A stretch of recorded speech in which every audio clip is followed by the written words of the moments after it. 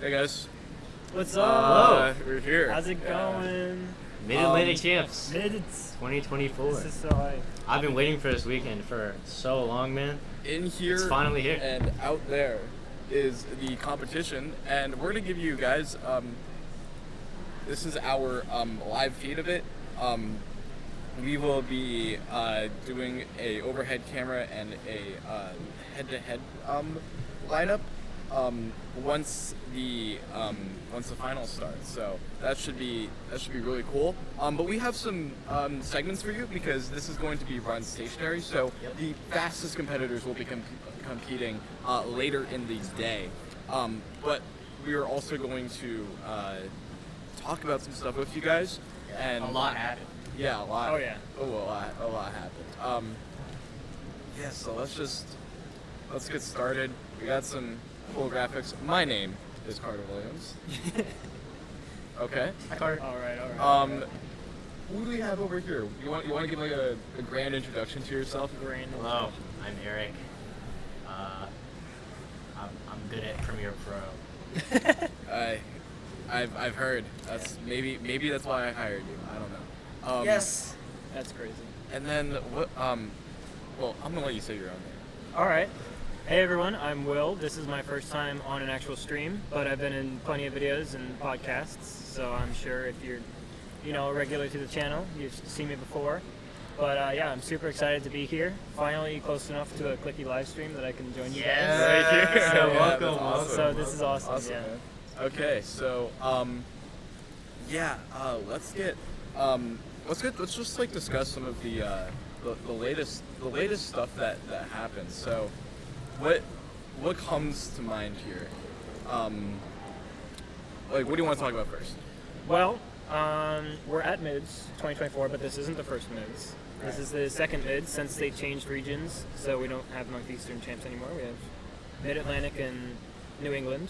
But I think we should probably take a look back at Mid-Atlantic champs 2023. Okay. And see where that comp is going to take us here. But yeah, 2023 was held in the Albany Capitol Center in New York. I've never been to a comp in New York actually at Yeah, all. me neither. Yeah. But it hosted all WC events except for FMC, which is of course different than what we have here. Yep. They had FMC champs, but that was like multiple cities thing. Here we had our own quiet champs though, so it was all PBQ events, and we already crowned those champions, but we'll get to that in a bit. But yeah, Patrick Ponce is, I think, still officially the Mid-Atlantic champion. He's obviously Even not though- here right now. Yeah, of course. Yeah. He's over in Europe, I believe. But he won it with a 6:37 average, and I'm pretty sure we're going to see something maybe a bit faster, but we'll have to see. But then we had Christopher Sun, the runner-up, who is here. He is here. He is here, yeah. He got Maybe a maybe we'll get him on here later. You know? Oh, yeah, we should that's a do good idea. that. I was actually at the last Mids. It was in Albany. It's in the Capitol Center. I think that's what you explained. Yes. And for those of you who aren't in the Mid-Atlantic region, the Albany Capitol Center is like, whenever you see videos of like Slow and Steady, or whenever like Derby Keepers, like, are you our friend? You friend? And I know it. Like, that was filmed there. Like, that is like the place to be in terms of like Mid-Atlantic like hype. I mean, it's not really as prominent anymore, but when competitions were sparse, that's where everyone went. That's where the best competitors went. And now it's completely on the other side. Like right now we're in Richmond, Virginia. It's closer to you guys. For me, it was a terrible drive here. But For your parents. I feel bad for my parents too. But yeah, it was. It's interesting because I think there's going to be different people here than Oh from yeah, last for year. sure. I mean, Because already. A lot of the good people from New York are just not coming. Yeah. Alexi's not here. Nicholas Nang's not here. So Yeah. Even Zach's not here. Mega Ming's champion. That's a conversation Yep, to have later. Yeah, absolutely. We're gonna get into it later. But yeah, it is really interesting that we're going from New York, which is the very, very top of the region, to the very, very bottom, which is Virginia.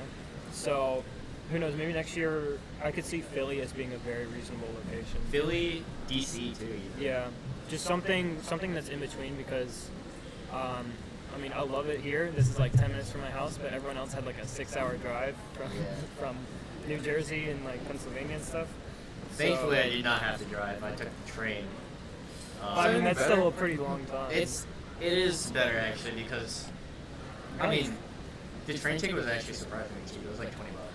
There you go. And honestly, I would pay $20 to not sit in traffic for 3 hours. That would also be like $20 of gas. Yeah, so. exactly. Yeah. And even though my train got delayed, like, whatever, man. What are you gonna do? I got Taco Bell at Union Station. Sounds awesome. Yeah, that night was not fun in the bathroom. Oh man. Apparently it was like, I mean, yeah, apparently the traffic was really bad last night. It's always bad.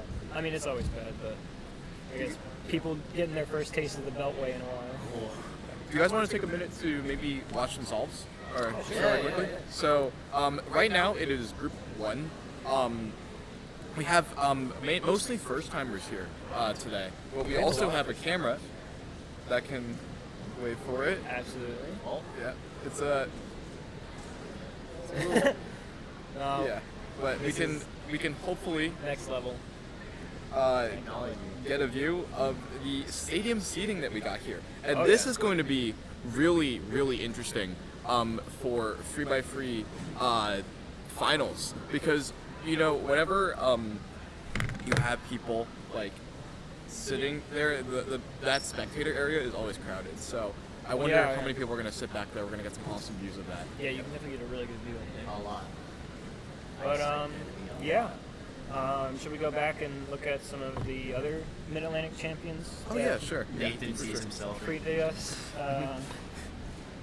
Yeah, so for 2x2, the current Mid-Atlantic champion, Zane Kanani, 1.3 average.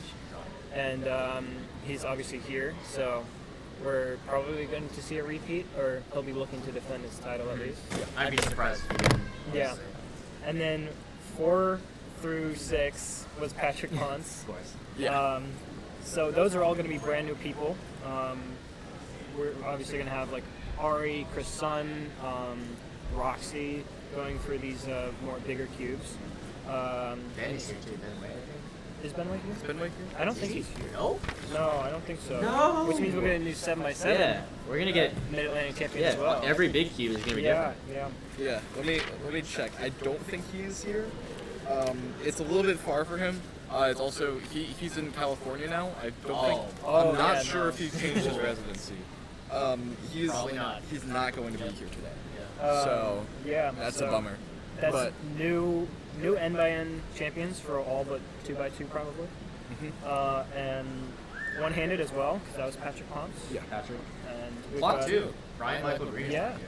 Oh yeah. Clock, yeah. Clock will be fun, and that average is going to go down by like a second. Probably. Yeah, Yeah. like It's a gonna second. go It'll be down. sub So four. that's what probably. we're thinking. Yeah. New Megaminx champion, new. We got Yeah, new champions. it's gonna be exciting. We're gonna crown out because Nick Nang's not here. Alex- Current Pyramix champ is Dylan Chan, which is obviously kind of cool, but that's going to be brand Michael. new. Michael or Kyle. Michael and Kyle. That's going to be fun to see. Scoob, Zen Kanani, probably going to repeat. Doesn't have a lot of competition up there at this point. Well, you should win. I believe in you. I know, because the scrambles I'd need to get a good average would get him like Yeah. a Yeah. 1.7 average. Yeah. Zane's the Runner-up. go. Zane's the go. And then square one, Hassan, probably going to repeat. Hassan. I want to see world record today. Yeah. Or maybe not today. Maybe not This today. weekend. I This wanna- weekend, I want for to see sure. something. That would be amazing. We've got a couple people that can like Austin's get been, world records. been really looking out. Oh yeah. I believe in it. Yeah. Some other highlights from the last mids were Tommy Cherry got 2 world records. He was there. Blind Mean and Clock Single. I was there. I was in the same group for clock single. You were? I got the same scramble, but I was doing flip at the time. Oh so no. he was Oh, a no. 7-time guy, and 261 being a world record a year ago. I have a better is single crazy. now anyway, so it's fine. Yeah, I'm not too bummed, but you'll get it. You'll get it. I will not. My singles are always terrible. We'll change that this weekend, okay? No. We have clock later today, right? Unfortunately. We do, yeah. Yeah, unfortunately. I think I've done like one average of 5 in the last 2 weeks. Yeah. That's crazy. I've done like an average of 100 on Scoob like every day. Yeah. The last But I time can. I did more than 5 clock calls in a day was Moco back to school. Oh my gosh. Well, that wasn't too long ago. Yeah, but it was the last time I competed. Yeah. Okay. Yeah. Another big difference between last year and this year is the number of competitors. Yeah. Oh yeah. Like last year we had under 200 at Mid Atlantic Champs, and this year we have over 300.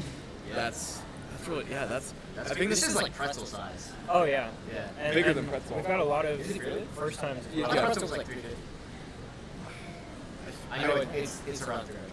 I think this is definitely similar to pretzel because I know whatever you guys do though, like DMV competitions, they're always so large. Oh yeah. Like, I mean, slow and steady are Slow and huge steady, as well. In my part, like the tri-state, we're always used to having a lot of competitions, but they're always small, with like 80 people or something like that. Yeah. Here, you guys go big. We I do. know, I know there might not be as many competitions, but there are. The ones here are grand. Yep. They're spectacular, and they're great for this sort of large. Yeah. So, I also do. I as much as I love, these majors, I do appreciate a DMV local. Oh yeah. Oh yeah. It doesn't get better, man. It's just, Yeah, man, it really does. it's so lax. Like a small competition here is like Yeah. 110 competitor limit. It's like 100. Yeah, it's like 100 people. After competing, you just hang around the venue, get some food. Yeah. It's great. It's great. Though, strangely, my last competition was probably my smallest because it was right in the rotunda. So it was Oh, PBQ. yeah. It was like 15 people. And then my next one's going to be really small as well because it's the one in Williamsburg. And there's this competition in Pennsylvania apparently the same day that everyone Yeah. else is going to. So I'm not going to either. I missed the sign up for both. that's fair enough. lemonade. Martyrs is thirsty. Yes. But yeah, there really is nothing like DMV comps. Yeah.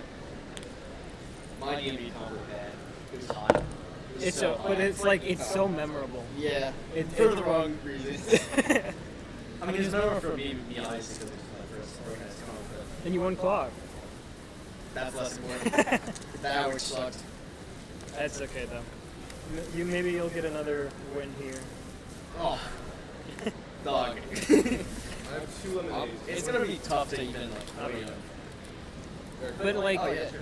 with events like clock and events like clock and 2x2, it's almost like anything can happen. anything can happen in both events. Like, I mean, I think North American Champs was proof enough of both of those. You want to do a cheers? Yeah. I'll cheers with my skew. Okay. Air. I'm not gonna like cover your face. I have to go stream. Okay. I will be back. Okay. We'll be taking a quick break. Bye, stream. We will be right back with hopefully some more exciting coverage of Mid Atlantic Championships 2024.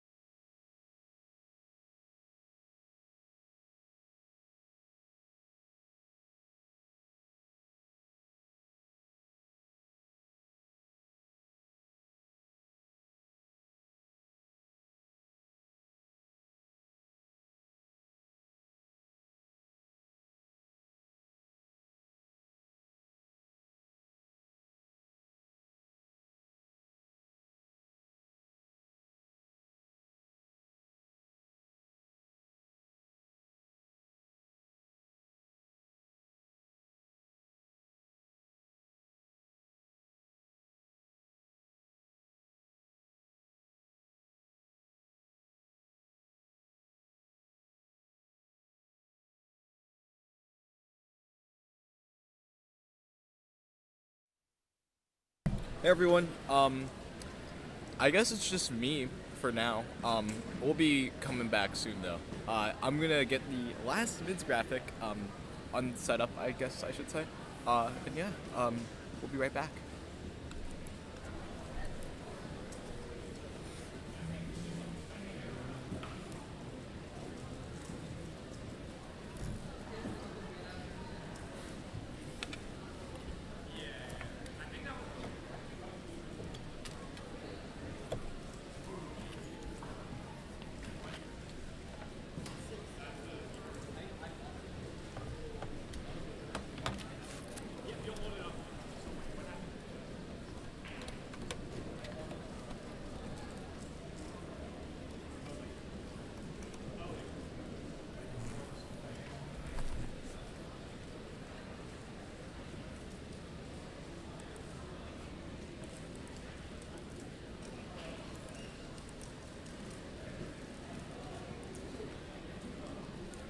All right.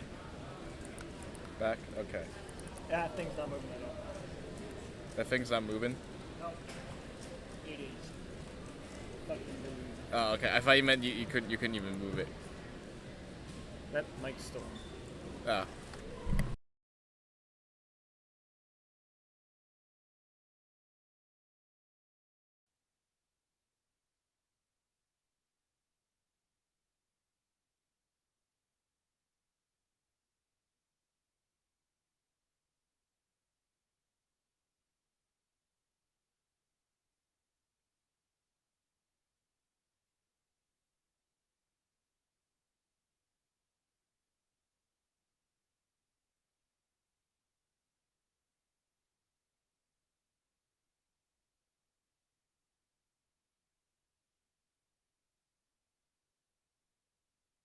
So are we back, or are we back?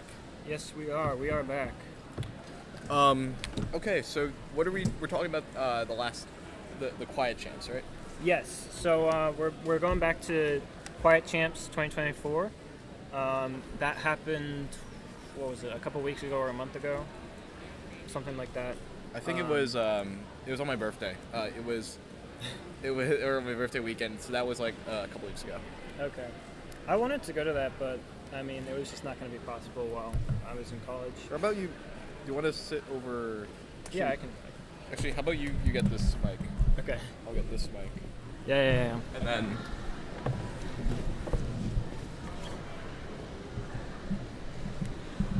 Hello. Oh yeah, that's good. Okay. Tilt it up. Okay, so how about we talk about the what was I saying? Quiet chance, right? So yeah, I interrupted your thought. What were you gonna say? Okay, so yeah, so a little while ago we had Quiet Champs, so we already have some Mid-Atlantic champions for certain events, all the PBQ events, and I guess FMC is, a PBQ event. Yeah. So we have Liam Chen as our three-blind champion with a 1701 single, which I feel like, is pretty predictable. Yeah. At least in this area, he's probably one of the best. Yeah. And he's always someone that I've thought is, one of the best in the world, but maybe not always in contention for a world record. Mm-hmm. It's not quite that level, but it's like, it's that close. It's like, he's definitely still world class. And our 2024 Mid-Atlantic champion for FMC is Evan Liu, who is here at the comp. And he had a 30-33 mean. And I feel like there's a couple people in this region that are pretty good at FMC, but not everyone was able to make it to that competition, of course. Yeah.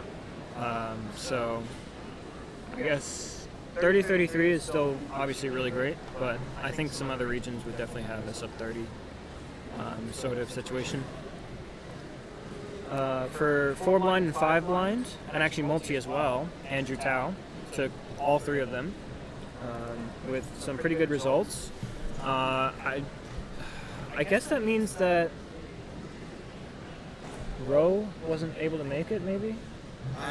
Because I would assume that he would get multi-blinds. Yeah, he lives in New York, so it is a pretty far drive. I think it was like really bottom of Pennsylvania. Yeah. I think it was That would make Maryland sense. or something. Maryland, okay. Or I don't necessarily remember. Yeah, but yeah. Okay, yeah. That makes sense then.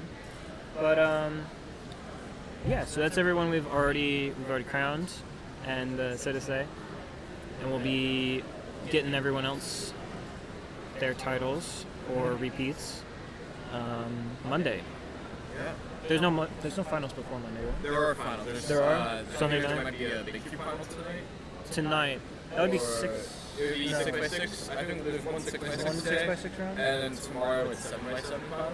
Okay. And then after that, we got everything else. So, yeah. Also considering that Max Shell actually lives in this region too, he didn't go to Quiet Champs. Has he officially I know he's gotten in over in I know. Edmonton? I don't think he. I know he went to keeping in Carson. He went to keeping in Carson, but I think that was to look at schools or something. Right. But I know he goes to school there. So. Okay. Yeah. I don't know. Some people definitely school is keeping some people from getting to this competition. I know actually Xavier was having a really hard time getting here because midterms are just a mess right now. But Was he able to get here? yeah, he's here, Wow. and he'll be here all 3 days, and then he's flying back from Richmond. You got a flight, right? Yeah. It's Connecticut. Yeah, it's a long flight, Yeah. but yeah. So, let's think about like let's look at some people solving. So, Oh, look at it. We got Clicky. Oh. Carson. What's Wait. going on? I was not expecting that. Are we a quiet championship? No, we were talking about quiet champs. You can come in, take a seat over here. Oh, you gotta change the camera. I'm gonna switch the camera. I will cloud. We got New Jersey state champion and winner of PA champs as well. Okay. How are you feeling going into the mids? I don't know. I don't have like huge expectations. No. I feel like it's just good to like try my best, perform at my highest potential. No, I agree. And I mean, there is quite a bit of competition for sure. I like Oh, yeah. high five range. That is good. Yeah, I think it's just like this is probably like if I'm contending for a title, this is like the most competition I've had. So Oh, for sure. Because like those record champs, yeah, like you can make finals. but definitely not Obviously, contend. you know, when Max Park. Yeah, when you have Max Park, yeah. So, how's it been? Pretty good.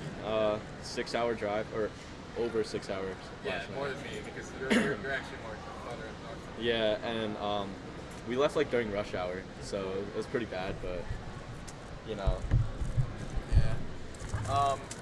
Want to watch some people solve it? you know, I'm down. Yeah, I'm not competing until group 15, so I can stay for a bit. I think I'm competing with the next group, but honestly, I don't. What group is this?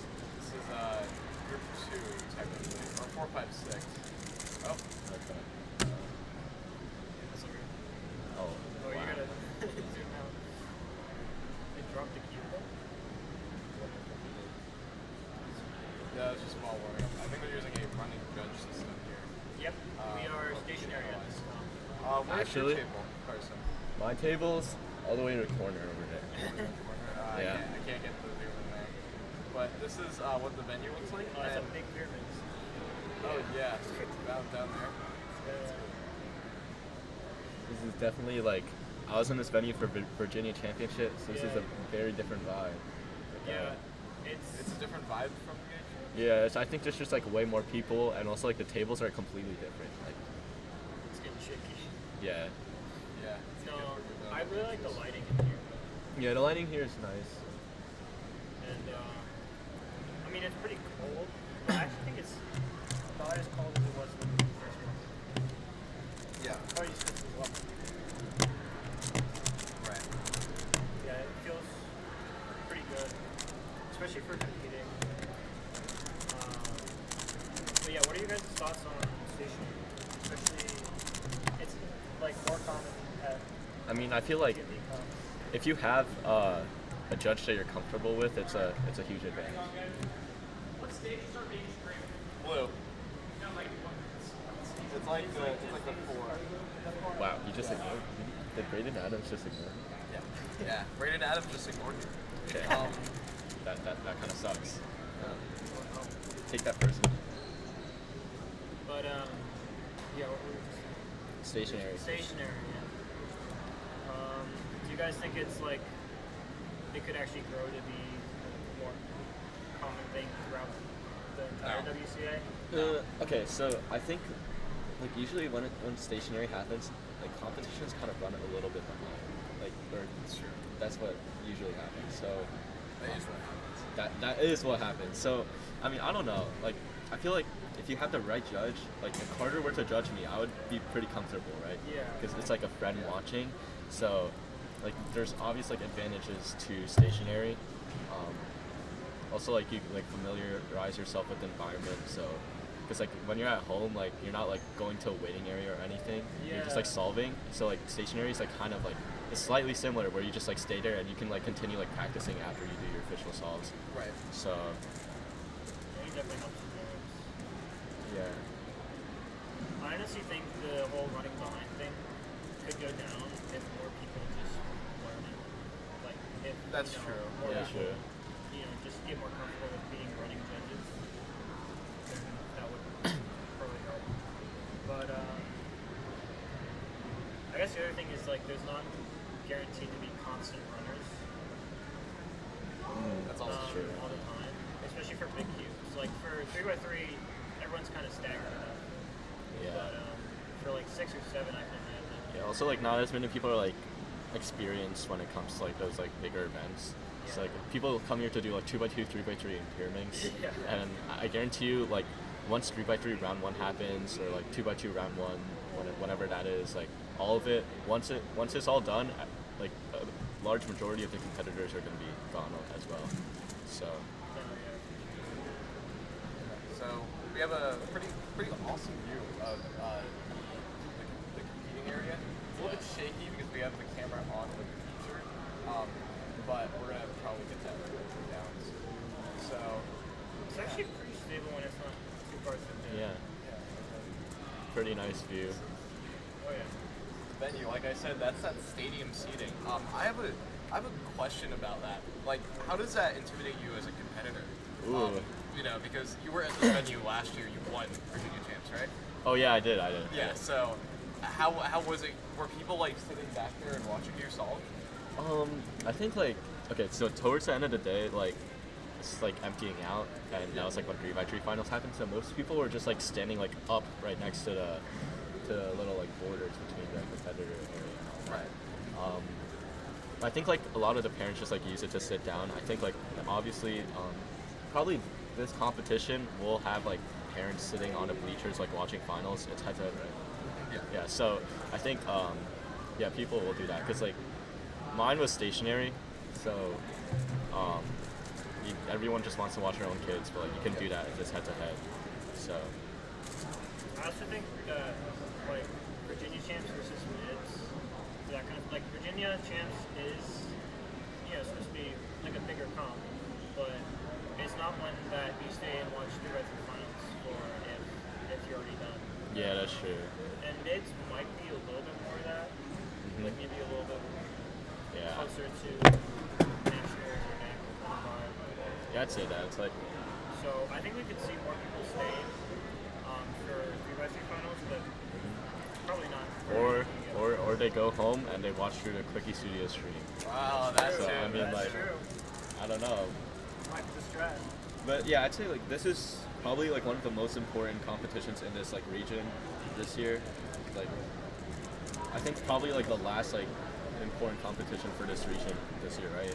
Unless like there's another state championship that like shows up, but Maryland State Champs, I think it's the only one that we have still.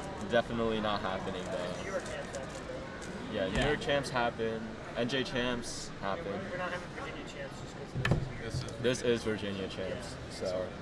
So who's gonna be the Skew Virginia champion this year, huh? hopefully we can get a Virginia podium. Can I say what's up? Yeah. This kid ignored me. You ignored me. I was trying to wave at you, but you just didn't wave back. What up? Where do I look? What up? What up, Clicky stream? I'm really glad y'all are here. Do we got a chat going? Can you all read chat? Yeah. Hey, everyone, say hi to Brayden. What's up, guys? Everyone say hi, Brady. What's up? I gotta go. So, all right. You know how to fix this, right? Or do you know how to do? Yeah, I might as well go back and practice this event. All right, cool. I would love to commentate, but unfortunately. Yeah, bro, you gotta change that up. Oh, Bye, Clicky Studios. Bye. Get out of my way first. Bye, Clicky stream. I will be back later. Can I swap my scorecard for someone else? I would prefer to not switch the color that you're on. I'm already on. Go, quick.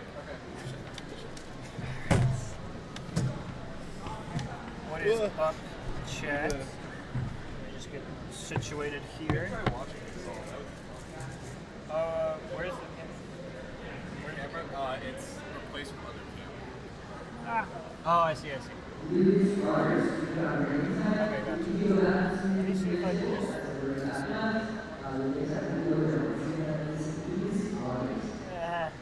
Come on. I know you guys can't see it, but I'm trying to get it so we can watch it. It's, yeah, it's very responsive.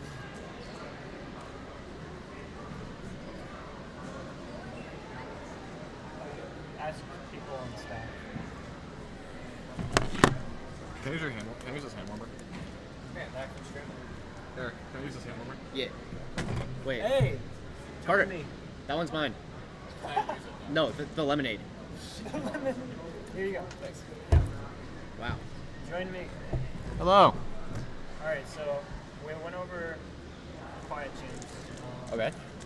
And we had Carson on actually for a bit. Oh no, I missed it. Oh, whatever. It's alright. I'll talk to him later. We're gonna try to watch Carter. I think he's gonna try to sit. Yeah. Oh, there he is. There he is. No, sit closer, you dummy. Carter, move up. Move up. Yeah. Alright, we'll transition it over to Can watch Carter. I'll be right back. I have to go find Ari. yeah, it's fine. So, how's it going, everyone? It's my first time actually on stream solo, but this is gonna be fun. Once everyone gets back, we've got plenty more to talk about actually, just from recent news and some stuff to look forward to throughout the competition. Not to mention, recent highlights from top competitors is something that we're going to cover as well, and I'm really looking forward to it. You can see Carter in the back there. Can I zoom in? I don't know how to zoom in. I got it.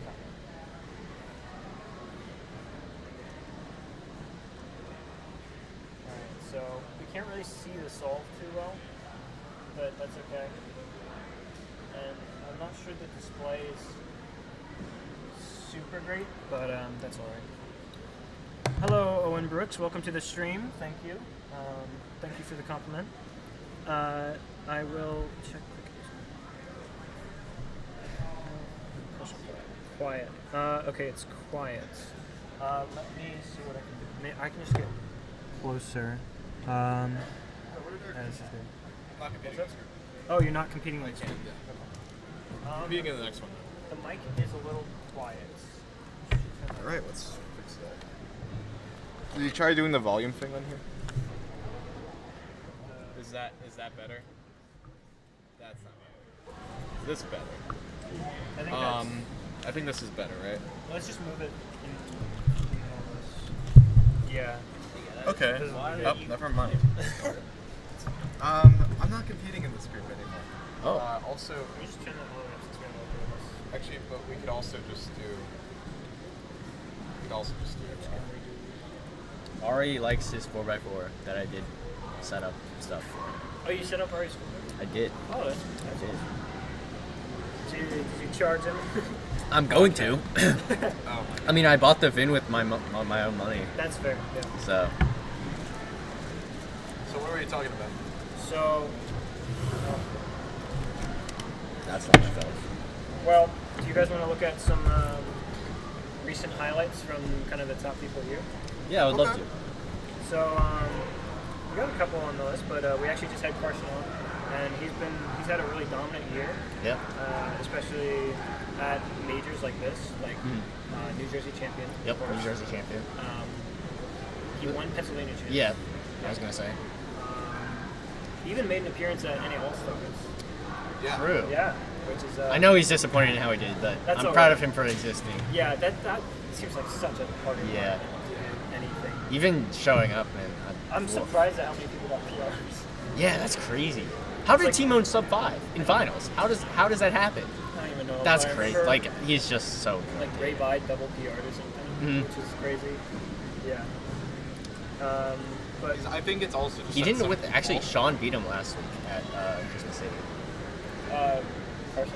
Yeah, Sean beat Yeah, Carter. yeah. Actually, besides Christmas City, he's won all 5 rounds. His last 5 rounds with sub-7 averages.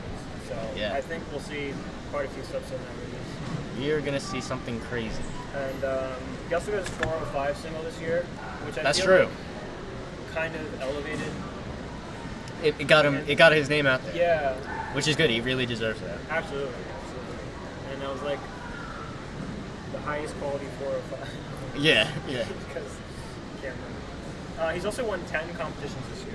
Wow. Which I don't is, even know if I've been to 10 comps. I have not. I've been to like 3, 4.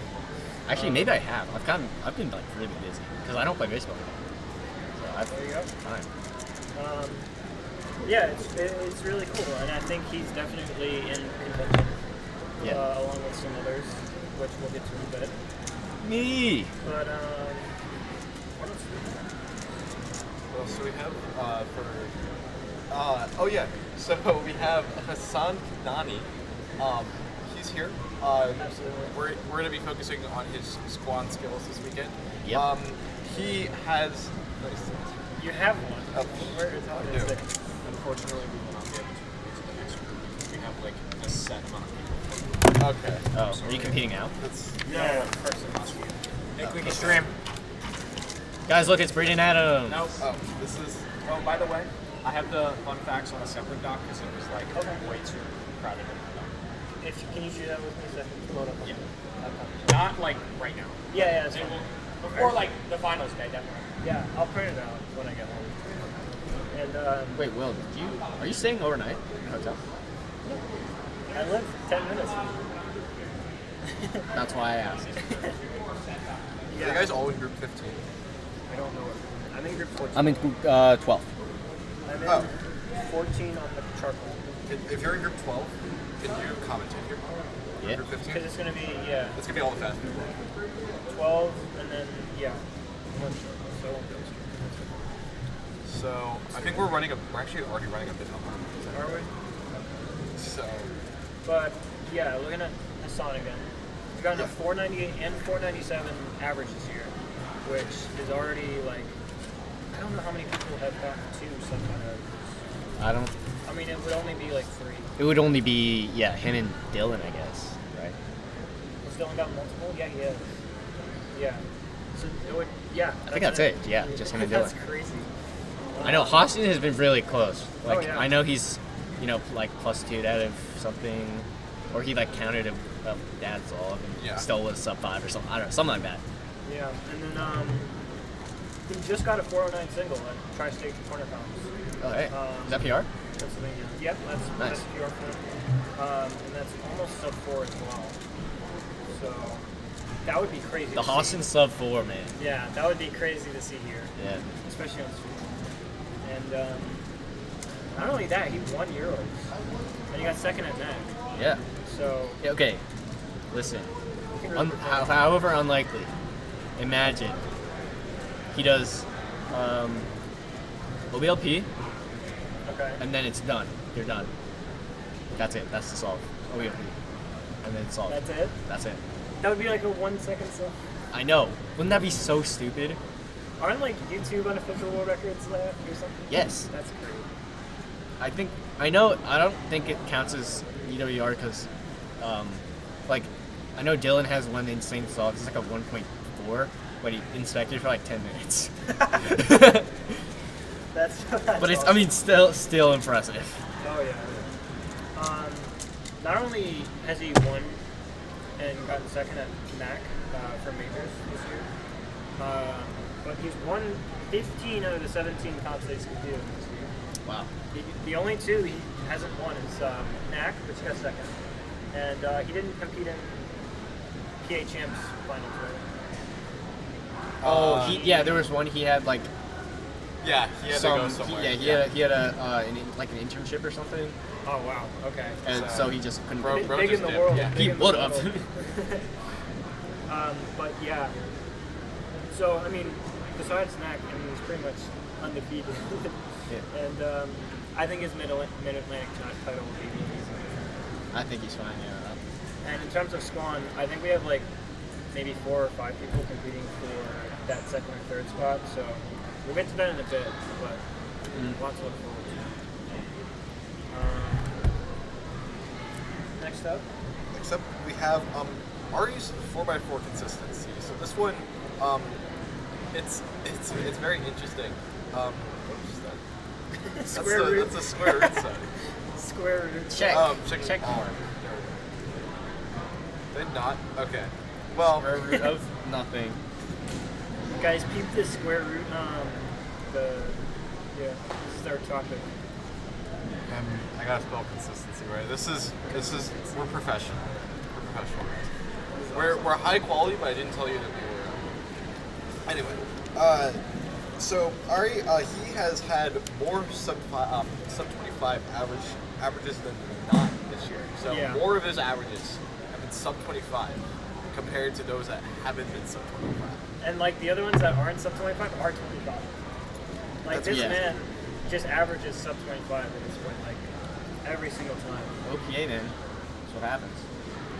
Yeah. It's, I also just gave him a new 4x4, so Oh, yeah. sub 20 average incoming. I mean, it could happen. Both of his PRs are recent. He got his single at Western Champs, and he got his average at NEC. There it So I think we could almost definitely see a sub 23 average here. Maybe He's a not sub using it 26. today, obviously. Not well. His 4x4's not today. He has to like break it in. So Yeah. He might have time to before finals. he might. Yeah. I guess we'll see. I'll ask him about it. He also won PA Champs. So that's a semi-major sort of in the region. I would call it major. I would call it. It's a state championship. Yeah, I would call it. Yeah. And he also got second at Western Champs, which I was actually surprised he went to. Just because I don't know that I've seen Ari go to California. I assume Max. Yeah, Max won. And he got fifth at NEC, which is That's really cool. I don't know if that's his best placing for Nats or NEC, but I think I think it is. First super major, I think so. He also won Virginia champs. at this And- venue. Oh, yeah. true. Here, I right remember here. that. I Yeah, was probably at a stage I over was there. here, yes. He also he also won 3x3 there and Virginia State champion, which is funny. But yeah, he's experienced it at this venue, and I think I think this lighting is pretty good, especially for top competitors.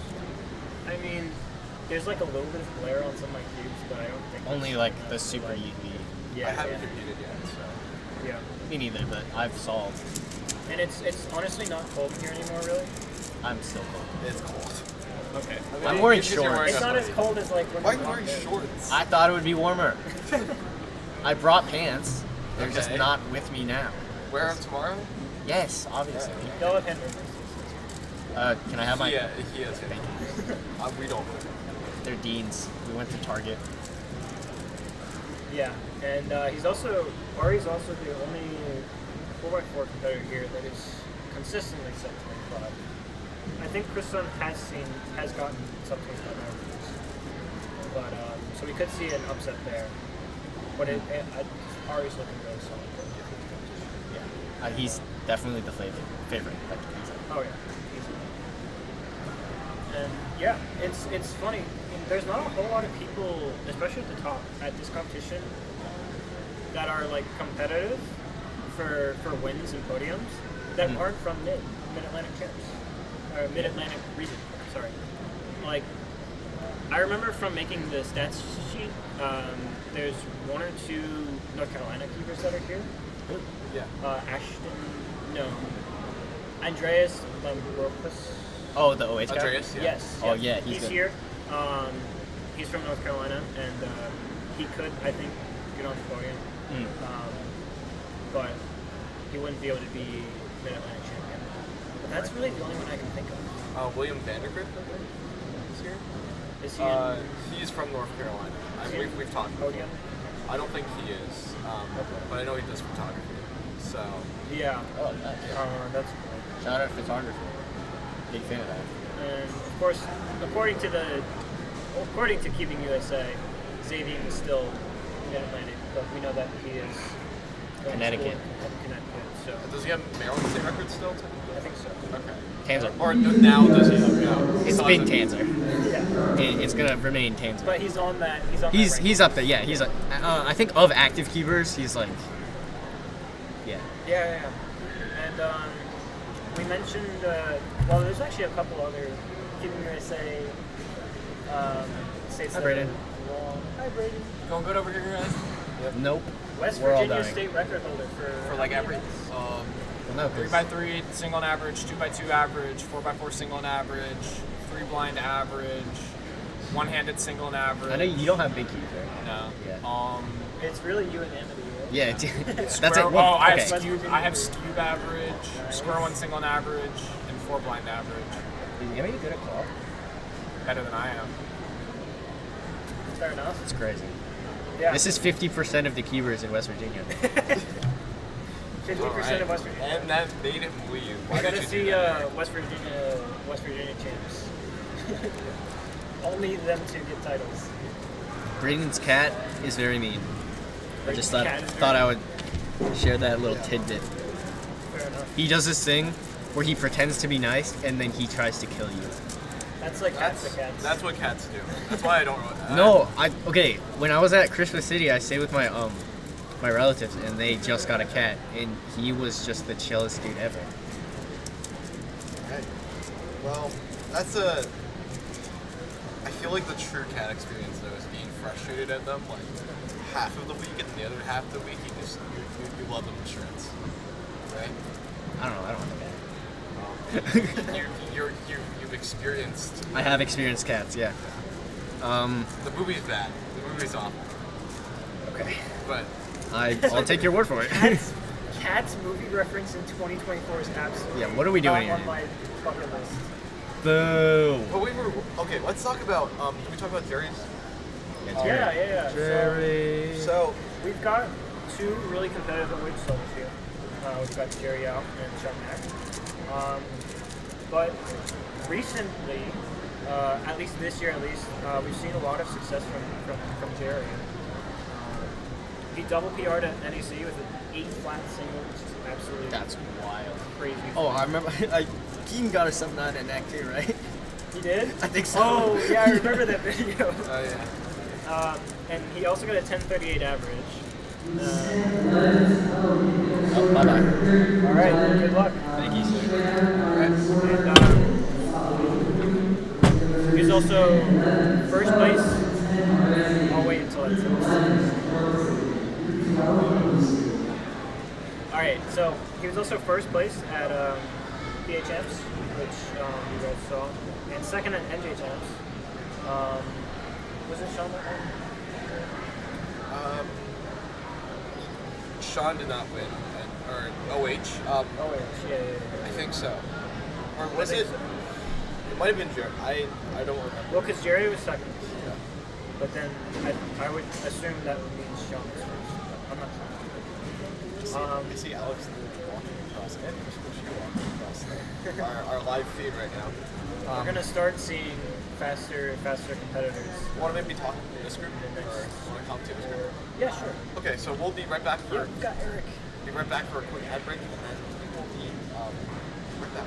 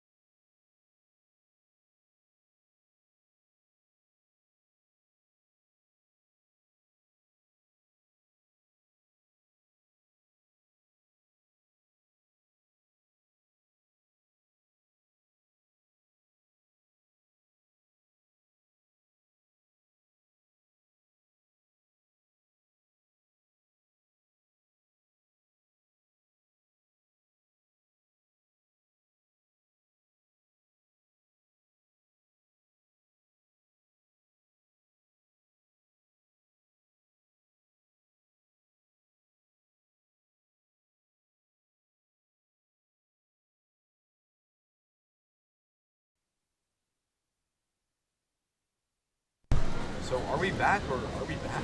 Are we back? We are back. We are back. And we've got Eric on the Baby stage. chill. And let's move the mic. Yeah. Yeah, we got Eric on the blue stage, and Right. he's just warming up with some solves.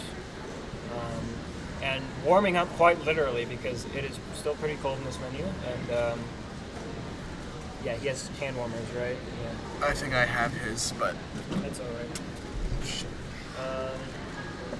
But yeah, we're not going to be seeing anything too crazy out of round one, probably.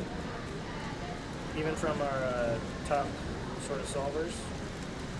right. But we're just going to start it here. Next event is, oh gosh, Square One. And then it's, what's the schedule for the rest of the day? I should know. 3x3 Square One. Pyramid Skew are after lunch. And we have Clock after.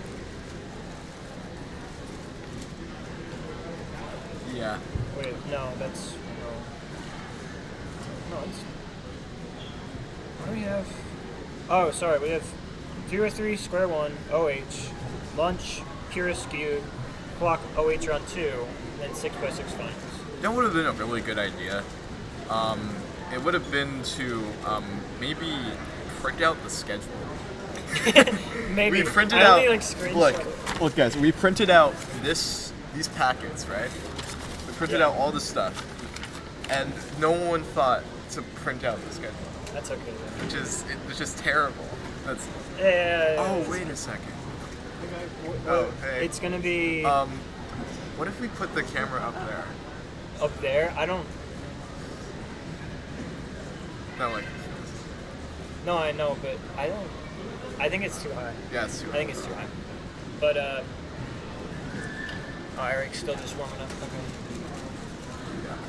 Yeah, but we've got quite a few things to look forward to today, and of course 6x6. There's just one round of it, but we're also going to get through both rounds of one-handed, which means we're going to be seeing who goes into finals. Yeah. And I think that's pretty exciting. That's gonna be really exciting. And at that point, we'll be looking at the more faster competitors on the blue stage, and we should be seeing some pretty good times by then because people will be warmed up. People will be maybe a little tired by then, but Yeah. people still cube well when tired actually. So. I know, you know, like all the sleepless competitions, like the sleepless in, Yeah, Sleepless in Seattle, Yeah, and then right. there was La La Land. Was that the other yeah, one? that was the other one. I know, I think I remember Sleepless better, but I think, you know, what there's some science behind it probably, just like being sleep deprived, like your cognitive like focus is stronger, if that's like the right word to describe it, because I was watching this Vsauce, you know the Vsauce episode, right? Maybe. Where he basically traps Eric. himself into a room, and we'll explain it later, but Okay. Yeah, Eric's first solve. Doesn't look too bad. Maybe a little bit positive. Oh. Yeah, not super happy with that. Yeah. That's alright though. Just first solve. yeah. The first day, so shouldn't be too hard on himself. Right. Yeah. But you were saying about Vsauce locking He himself saw in a room. locking himself in the room. He was basically sleep deprived the whole time through. But when he got out of that room, like he was actually more focused. Like he was more. I got my hand warmer. Thank you. He was Good luck. He was more. What's it called? There's more. He was more More focused. aware? More aware. More focused. More. He was more very. That could be another thing of like, if you're in solitary confinement, it heightens your senses. Because, I mean, you lose your sight, or any sort of like irregularities in your sight, or motion. So everything else becomes heightened. Maybe I don't know science like that, but don't worry about that.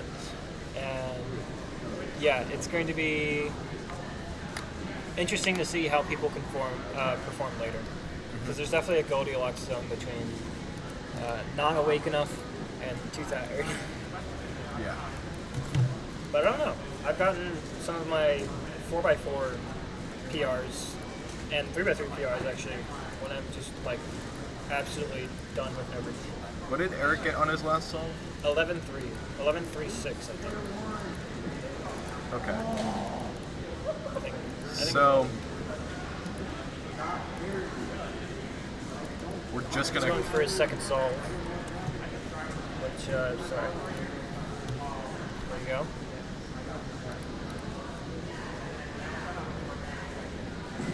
Oh, this one looks okay. 10-3. Of course, a whole second better. But still, probably not quite what he wanted. I've seen Eric put a lot of fast averages and singles in our Discord. Right. I've seen a lot of good like fast stuff from him. I think he's getting quicker. That's always good to see. Yeah. We might see Also, it more in it's also sort of the thing, like when you cube a lot, you also just get luckier scrambles just by That's true. that.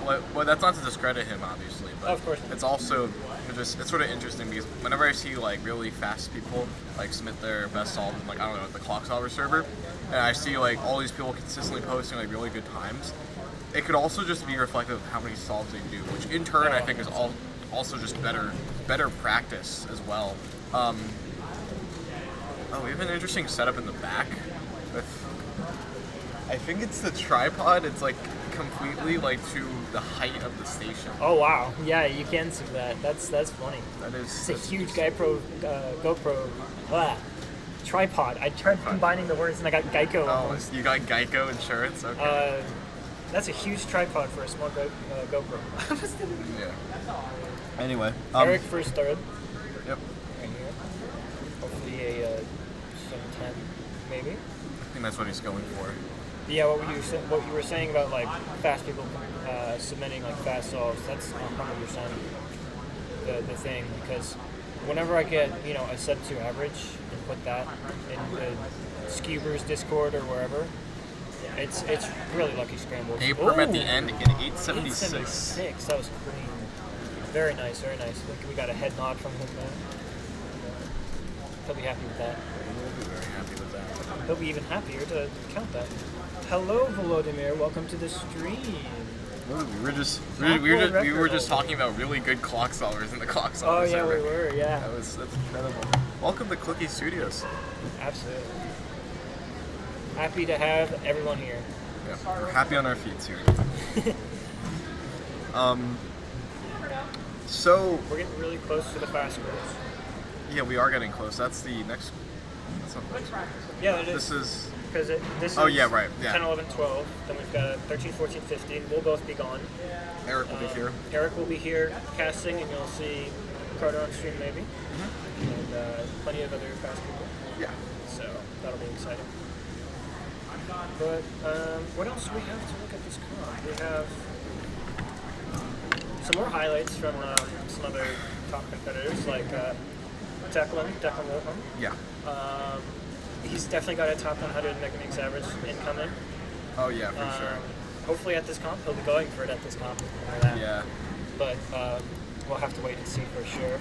He's been on stream though before, right? For Yeah, Pennsylvania he has. champs? He's been for Pennsylvania and New Jersey. There you go. So hopefully we can get on stream here as well.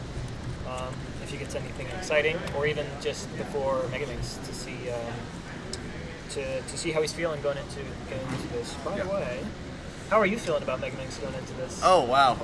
Yeah, I think So I'm. you were second on the section. Just happened. I think Okay. someone dropped a cube or something. I don't know. Yeah. Anyway, as I was saying, Eric's solving.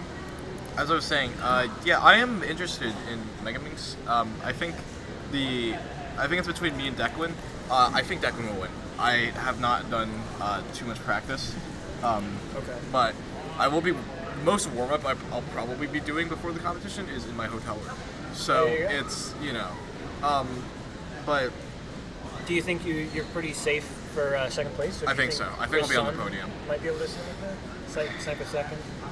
I don't know. He's got a I- 43 average, but That's a that's good question. not really close to 41. I'm not sure. I mean, as much Necessarily. as I'd love to be Mid-Atlantic champion Of course. for Megamix, I think I'm going to be focusing more on the live stream because I Yeah. really dedicated myself to this project. Eric's sleepy. Oh wow. Okay. So yeah, I've dedicated myself to this project more. This is basically the priority over my solving this weekend. That's but very fair. I still think you've got a pretty good chance at Mid-Atlantic champ for Clock. Oh, yeah. I don't want to jinx anything, so I'll leave it at that. Yeah. But yeah, Declan, he's had 2 sub 40 averages recently. He went from not even sub, like guys, this is insane. Not even sub 1 at Pretzelmania last year to sub 40 this year. I think by Pretzelmania this that year. is a very fast improvement. I do know that people always say that Clock is a really fast improving event. I'd like to argue that yes, it is probably the fastest improving event, but the second fastest improving event is Megamix. Because for sure. it is so easy. It's just F2L built like a It's bunch like, of times yeah, a lot. and different orientations And sort like of. trying to be as efficient as possible. And you already know how to do it on 3x3, so most of your learning is just knowing to translate like your 3x3 techniques and putting it into Megamix, which takes a lot of time. So- It takes a lot of time to find the most efficient solves, or the most efficient pairs. But once you learn those efficient pairs, which you can speed up by watching YouTube videos, then it's really easy to improve. So when it gets all the way up there are a lot of algorithms Yeah, for there's a lot. PLL There's a and lot. an insane amount for OLL. I don't think Yeah, I think only the top in the world probably know full, or even close to full lower line. Yeah. Like, I don't even know if that's the strategy. But Eric's doing his last solve here. okay. It's Okay. a little bit pausey. Yeah, this is Oh, that's a lot of pause. pauses. That's a Man. We got plenty more rounds. He definitely made second round, so that's okay. That is like a 10-7 average, Yeah. I think. Or Something like I think it might be a little bit I think this higher. is- I'm not sure. Man, it's But, chilly in here. Where does the AC come that. It's like. from? Oh, by the way, I don't know if you guys know this, but we have. Pain. That's okay. So much. We got more rounds. I hate coldness. Me too. 10-7 average. We'll make second round, and we'll Me probably be 10-7? better than mine. Oh, I got a you gotta 10-7. go. You gotta take over. You got like 10-7. You got 10-3, 10-7, 11-3. Wow, that felt a lot worse. Nah, man. I mean, it was bad. It's alright. I got one decent solve. Okay, we will be right back after this quick, just quick pause.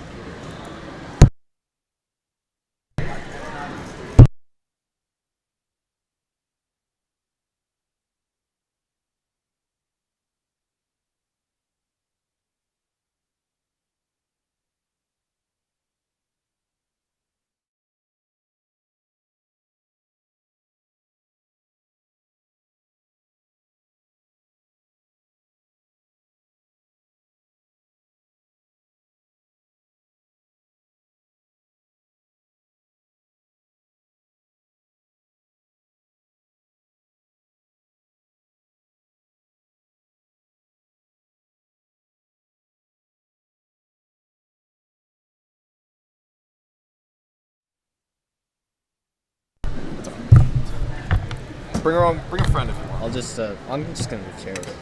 You can also move. Yeah.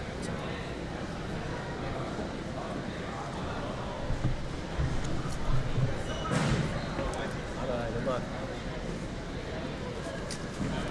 What's up, guys? I should pull a chat.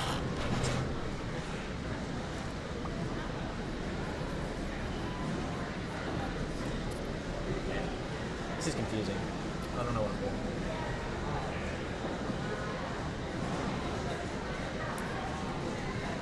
My dad is texting me. Alright. Hey guys.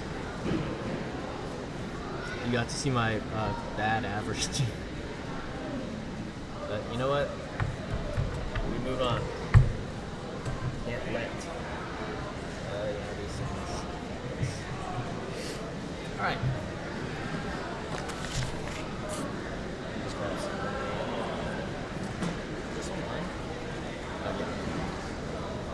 Yeah. You know what? Even though it's cold, I'm having fun. Right? I'm having fun. I'm just happy to be here. Even with you guys.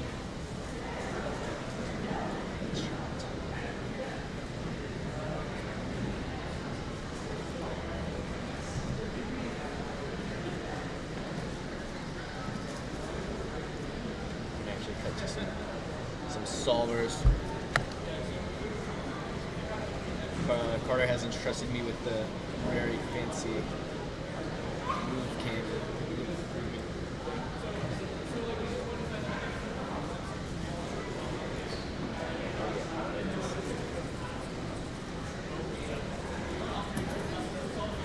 It's pretty cool. Oh, there he is. There's the guy, Carter Williams.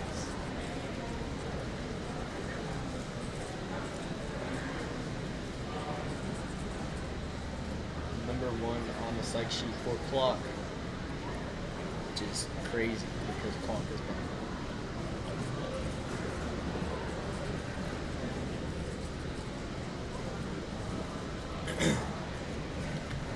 We have a lot of fast people in this group, actually. See Ari back there. You can see Aiden, Austin, a couple others.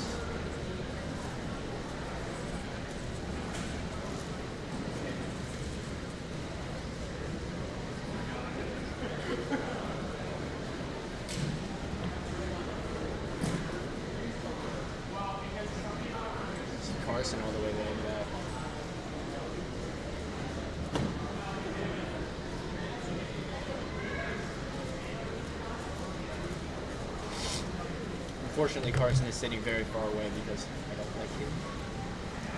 I don't know why, but it's alright. It is what it is. If something insane happens, like, you'll find. We will know.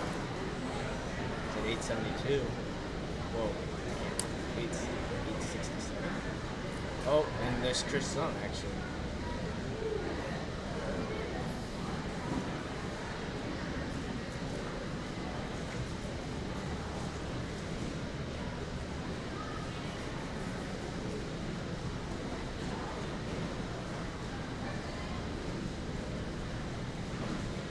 This thing is confusing, bro. Hey, Quinn. How's it going?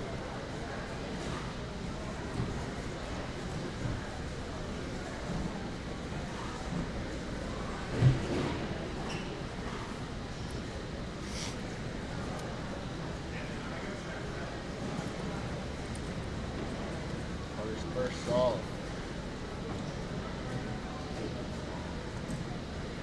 Not a great view, unfortunately.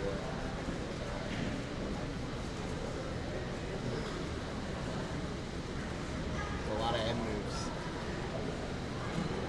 10-5. Unfortunate. Go because of school? Yeah. I almost didn't go because of school. I made the excuse that I'm going to the University of Richmond on Monday, and so that makes the absence excused. I am not going to the University of Richmond. I will be here. Although I've already been to the University of Richmond. So that's fine. You're right. I don't know what that thumbs up means. To be honest.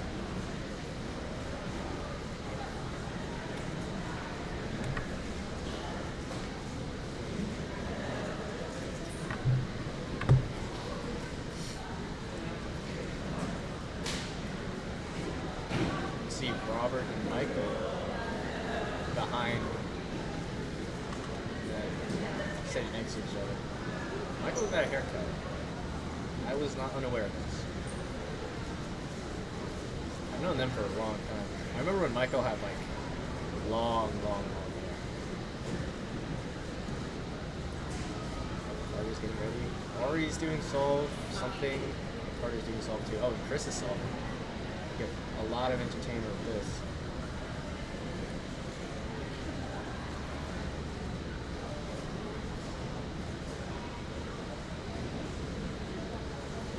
Can't see it. It's time to go. Just on 741.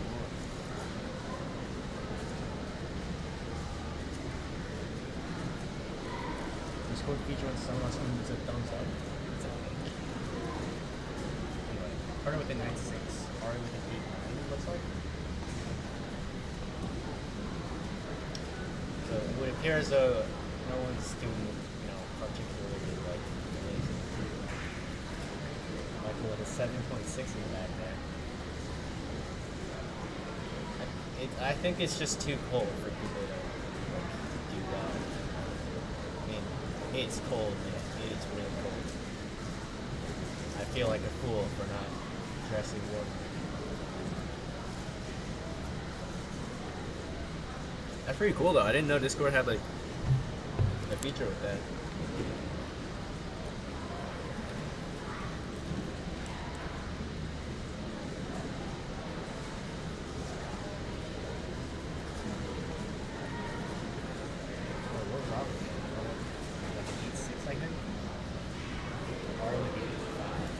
Okay. So I mean, yeah, I feel like most of the people that excited. Although I can't be surprised. It's like 0 Kelvin, 9.9. Actually, no Kelvin.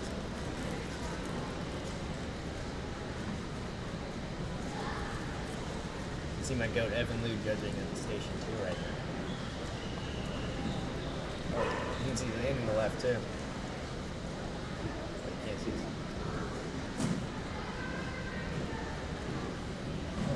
Got 16. Okay, so Zane is doing well. With the Santa hat, good luck, obviously. Carter and Ari and Chris. Everyone's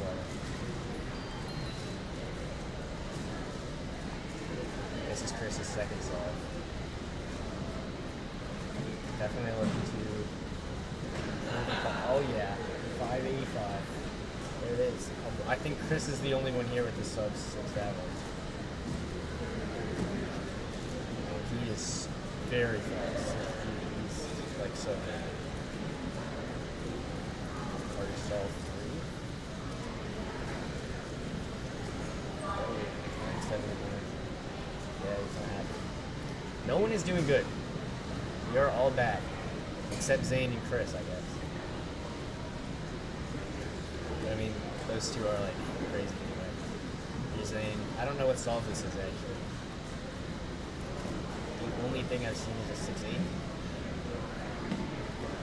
So I guess we'll find out. Unfortunately, you can't really see the actual solve because of the judge, but you can still see the time. And that'll tell us all we need to know, really. There he goes.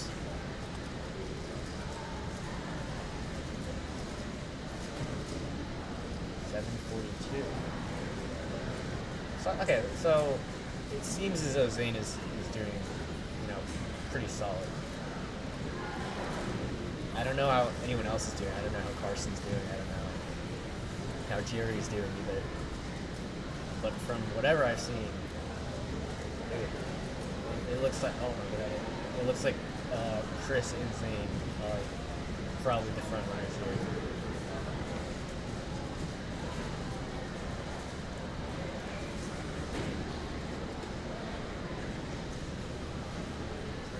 Yeah, Mr. Sandwichaya, resident photographer, getting some flicks.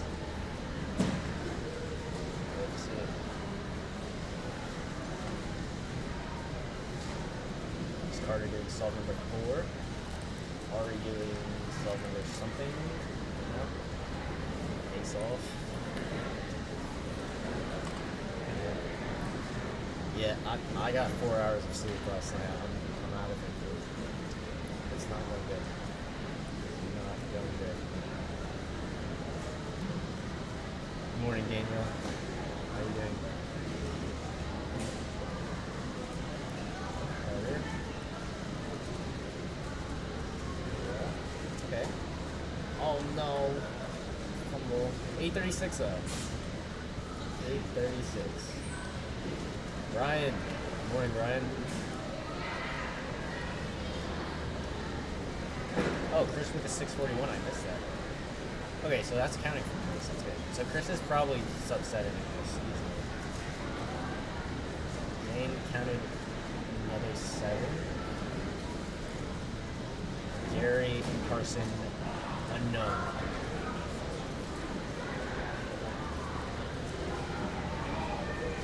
Everyone is cold and tired. So everyone is slow. It's tragic.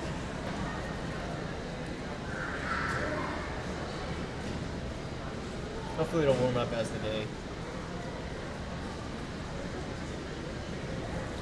Yeah, Chris is, counting 6'4". His single right now is like 580 something, 585 I think. He has a 5, a 6, and a 7. So hopefully he can do something with that 5'8", but you never know.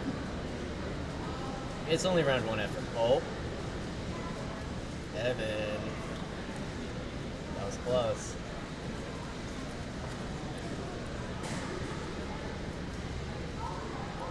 Alright, Chris, this is solve number 4, I believe.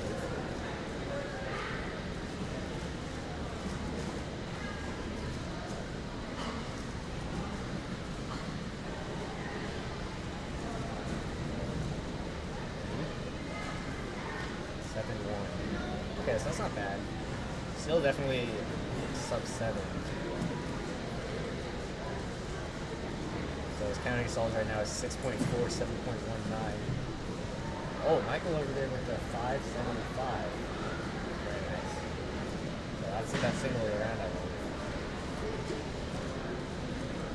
Ari over there doing solve. Carter's head is in the way, unfortunately, so I have no idea what time it is. Oh, he's ain't got a 9. all seems pretty good. It's probably like a 7 for Ari. Oh, I can't be sure. Yep, 7-1. I am the best. I'm so smart. Bang. Alright, first final solve. Right now counting 2 9s. It does have a low 8 single, which does have potential for, decent average. I know he's not happy right now. Okay.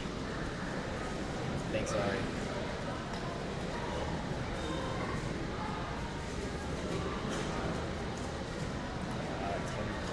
Yeah. Ari's gonna come back. He's gonna be like, it's too cold. No one's happy right now. It is what it is.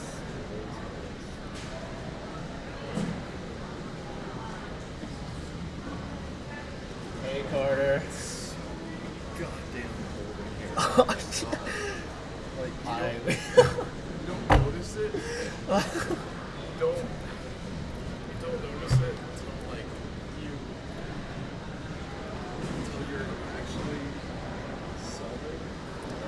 Oh my god, feel it like if you like go back of your head. Chris is doing 5 right now. Chris is counting a 6-4 and a 7-1. Y'all, I got an 11 average. I did not get a sub 10. Yeah, join the Hoodie club? Yeah, hold on. Let me get my Oh. Okay, that's a counting 5-8 for Chris. So it's gonna be like mid to low 6 average. What's going on, everyone? Let me get my hood on. John sub 7. Let's go. I saw Michael had a 6-1. Yeah, Michael counted a 6-1. Counted a 6-1? Yeah, because you got a 5 So earlier. stupid with my hat. Wow. So this round was a lot more competitive than I thought it was.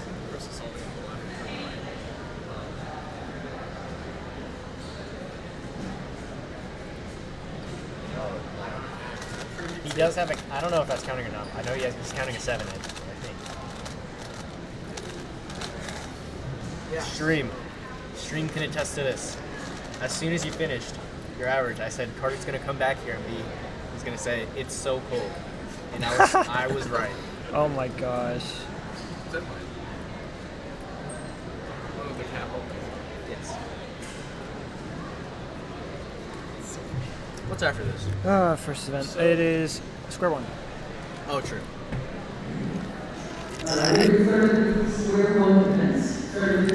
Six. I don't know what group I'm in. I don't think I've done a swan 12 in like 3 weeks. I'm not competing. I am in 8. Swan is another single event for me. I have a sub 10 single. I don't know how that happened. My average is like 16. And like, that's still not good for me. Hey, Clicky Studios, I'm back. Hi. You want to hear about my round 1 average? Yes.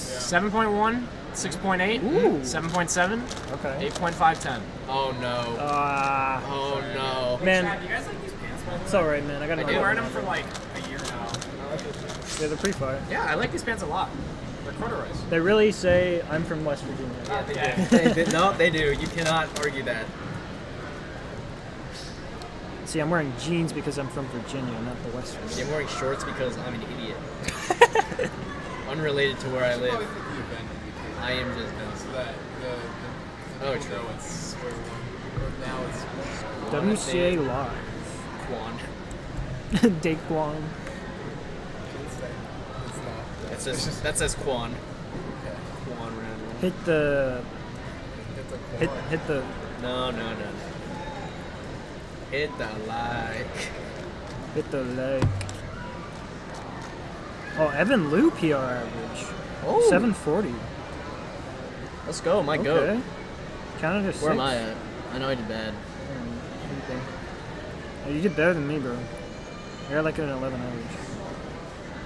Yeah. I'm sub legendary, so it's fine. I'm sub Dean. Yes. You got like a 12 average. Where did my phone run off to? Yeah, a lot of people are. Oh. A lot of people have cold hands. Yeah. Common Evan W. Yeah, that's right.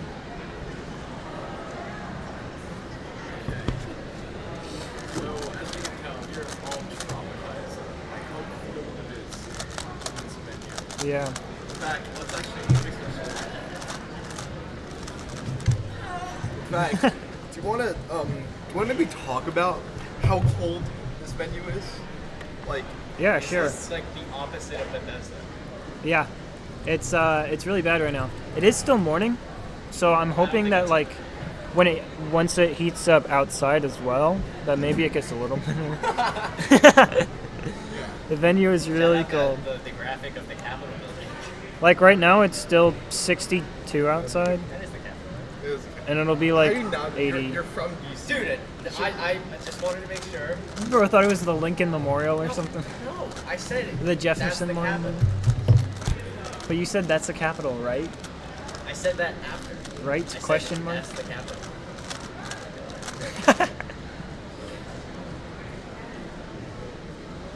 Well, We got some people starting square one, I think. But yeah, no, the venue's really, really cold. It's a big problem. I was sitting next to Amity, and we were both doing absolutely terrible. The chairs are also like really low. I know. They're pretty low. Like I'm short, but they are actually low. you're very. You're also short. I think the strat I'm gonna go with. Yeah. Oh, okay. Buck. I You're said not buck. tall, bud. No. Are you still growing? Probably. 15. 16 now. Maybe a little bit. A little bit. Please, the genetics let me grow taller than Eric. Man, that is not an accomplishment. I look 5'6". tall here, and I'm 5'8" Yeah, or 5'9". Sorry. I think one of the first things I said to you was like, "Wow, I didn't. You seemed taller online," which is Which funny because I'm still much taller than you. Stand up. Taller is like 2 inches. Oh, actually, I'm a no. lot taller. Okay, I feel like you were. It says 5'6" on my driver's I don't license, know. so I'm 5'6". There you go. I didn't lie. You probably did though.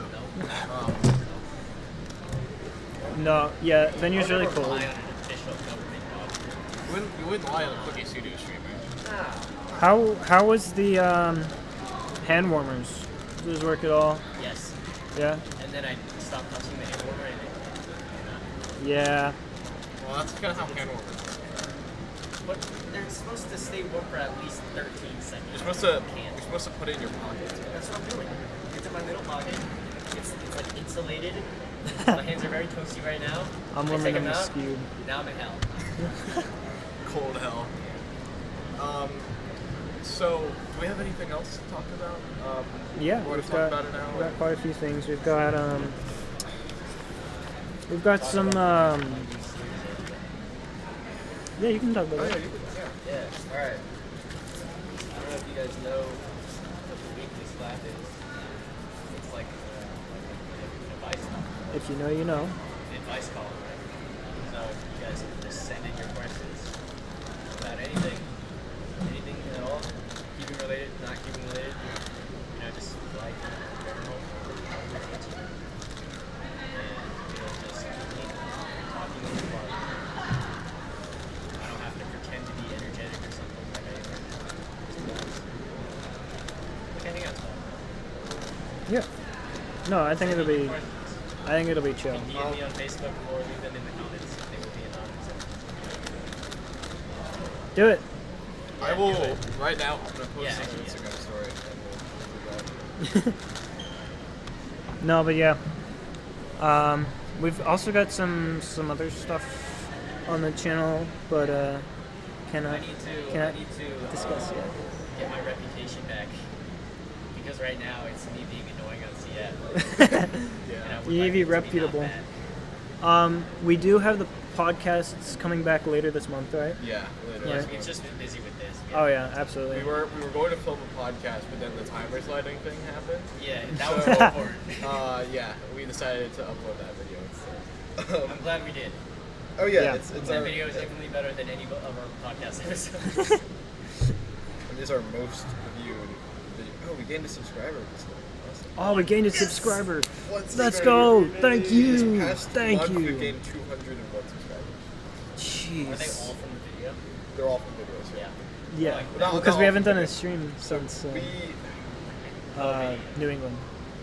the video got 68 Wow. so far. My mom watched the video. She said it was really The pretzel, Oh, yeah. the pretzel mania video got. Your mom is like in the 91. know, isn't she? In the cubing know. Well, She now understood now it. that she watched the sliding good. video. She is now. Yeah. I mean, like, she can understand it. She just doesn't know. Yeah. My parents know all the different events, kind of what I average on them, and that's pretty much it. My mom knows I'm good at clock. That's it. My mom knows that I'm good at clock and Megaminx, and that Elijah Rain Phelps held the square one with him. That's it. Actually, you know what? No, my dad is friends with quite a few cubing parents. My mom is the mom. My mom is the easiest brother. Amity's mom. They talk a lot. And I've known yeah. Amity for a long. I can't remember if my mom has talked to the Kanani's mother, but I think so. I think he's getting his Oh, dad's hello. soul. Yeah, no, I saw his dad doing M moves. His dad, like, competes in Japan. Yeah. They do team blind at like majors where that is. I'm gonna use the bathroom. Okay. Alright. Do you know if there's a lunch here? I don't know, but honestly, there's so much stuff nearby. I don't think There is food in here. I don't know if they're doing it.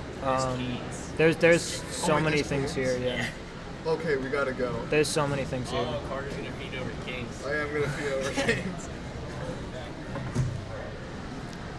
Yeah, so,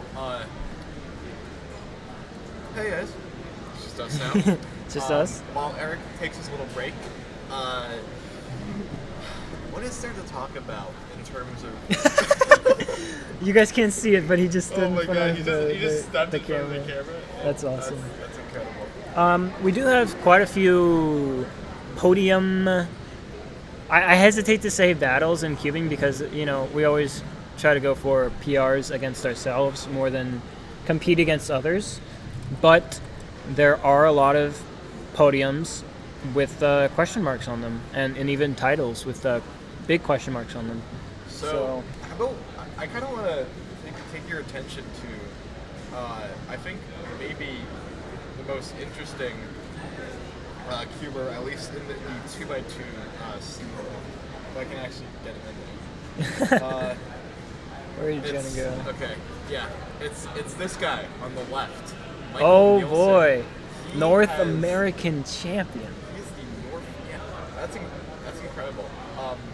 So what are your thoughts about maybe what his 2x2 performance could be today, and also maybe more importantly, what his pure mix performance could be like later this weekend?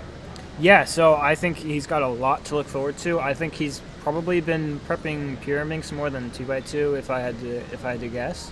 But he's one of those competitors that just can really pull it off in majors, at major championship finals, especially. Not like a sort of like record breaking kind of performance usually in finals, but of course there's a huge difference between record breaking and win, but they're still both incredibly impressive. Yeah.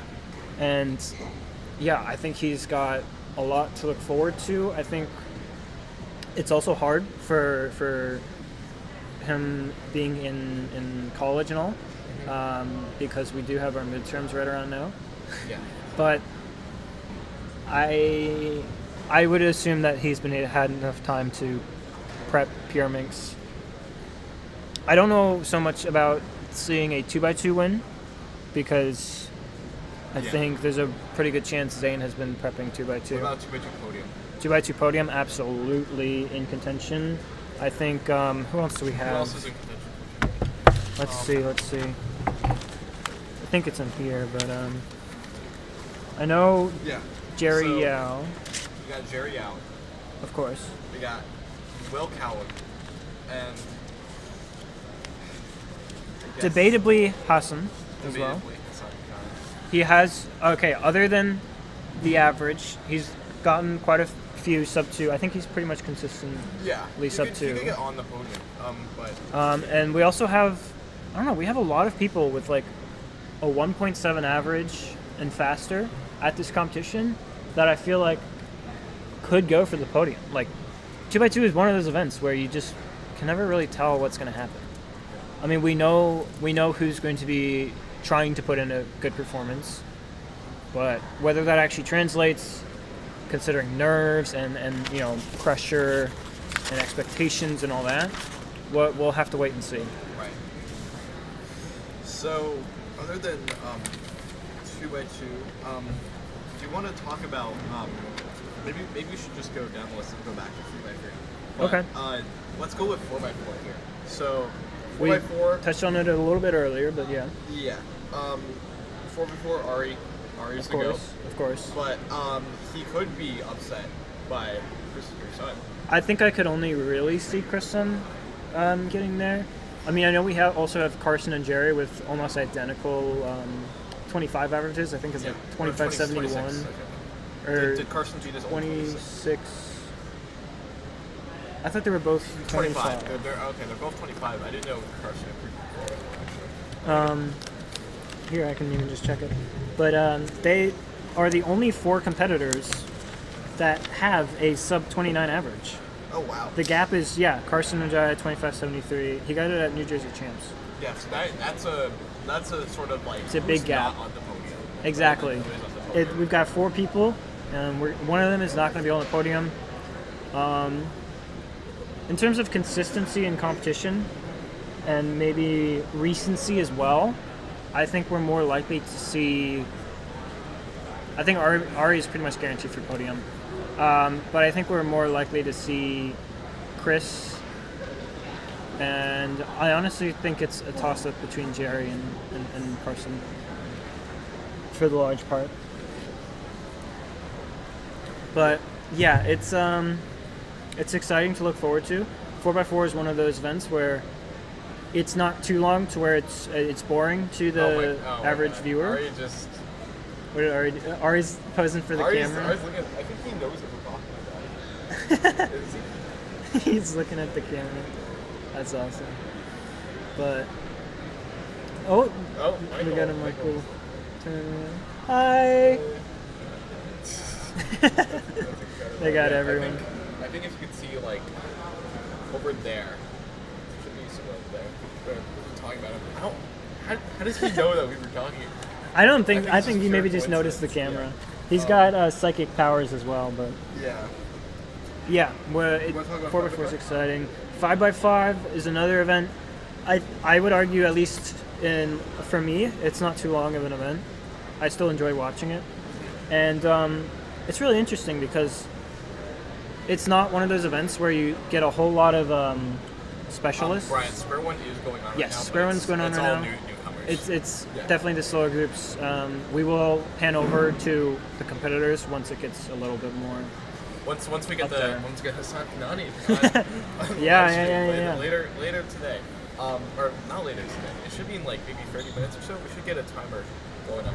Are we not sure. ahead or behind schedule? I believe we are like maybe 10 What's up, minutes. Clicky Stream?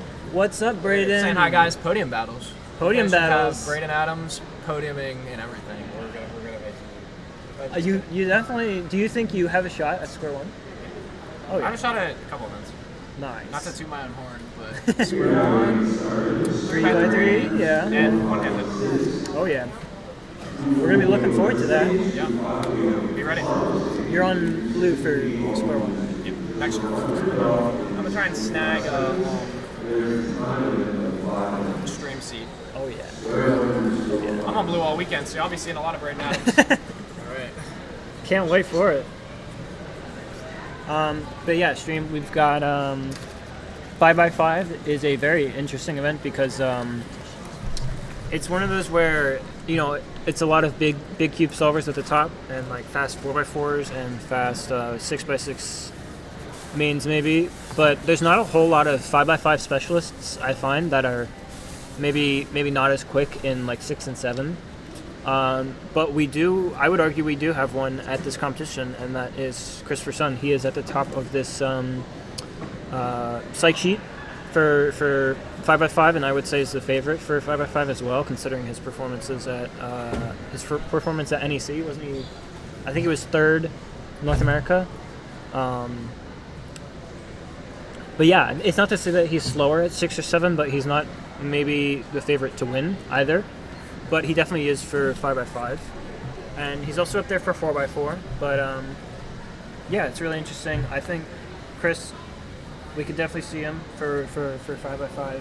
Yeah. And who else do we have? We have Jerry Yao with a 47, 28 average, and Ari with a 47.33. Yeah. So it's kind of going to be that second and third place battle, which of course doesn't matter too much because you're still making the podium. But it'll still be fun to see. And I think those three are going to be our podium most likely because they're the ones with sub 50 official averages, and it's not even like it's super close to 50. Like 47 is pretty decently sub 50. Yeah, I didn't know Eric was competing. Eric is competing. Look at that. His display's not very much I work. don't think the time. But that's all right. Yeah, so we've got some good things to look forward to for our bigger cubes. 6 and 7 as well. Do you know? I don't remember if Roxy is from Mid-Atlantic. I do not. Yeah, think Pennsylvania. Oh, right. Yeah. But it's like the Pittsburgh side, right? Yeah. I think so. But Roxy is here for 6 and 7 and is the favorite for both. Definitely has some competition from Chris, Sun, and Ari, of course, but I think 7x7 is quite clearly going to be Roxy. There's an almost 13, 14 second gap. So, yeah, there's a lot there. What is going on with the camera? It's just not moving. That's all right.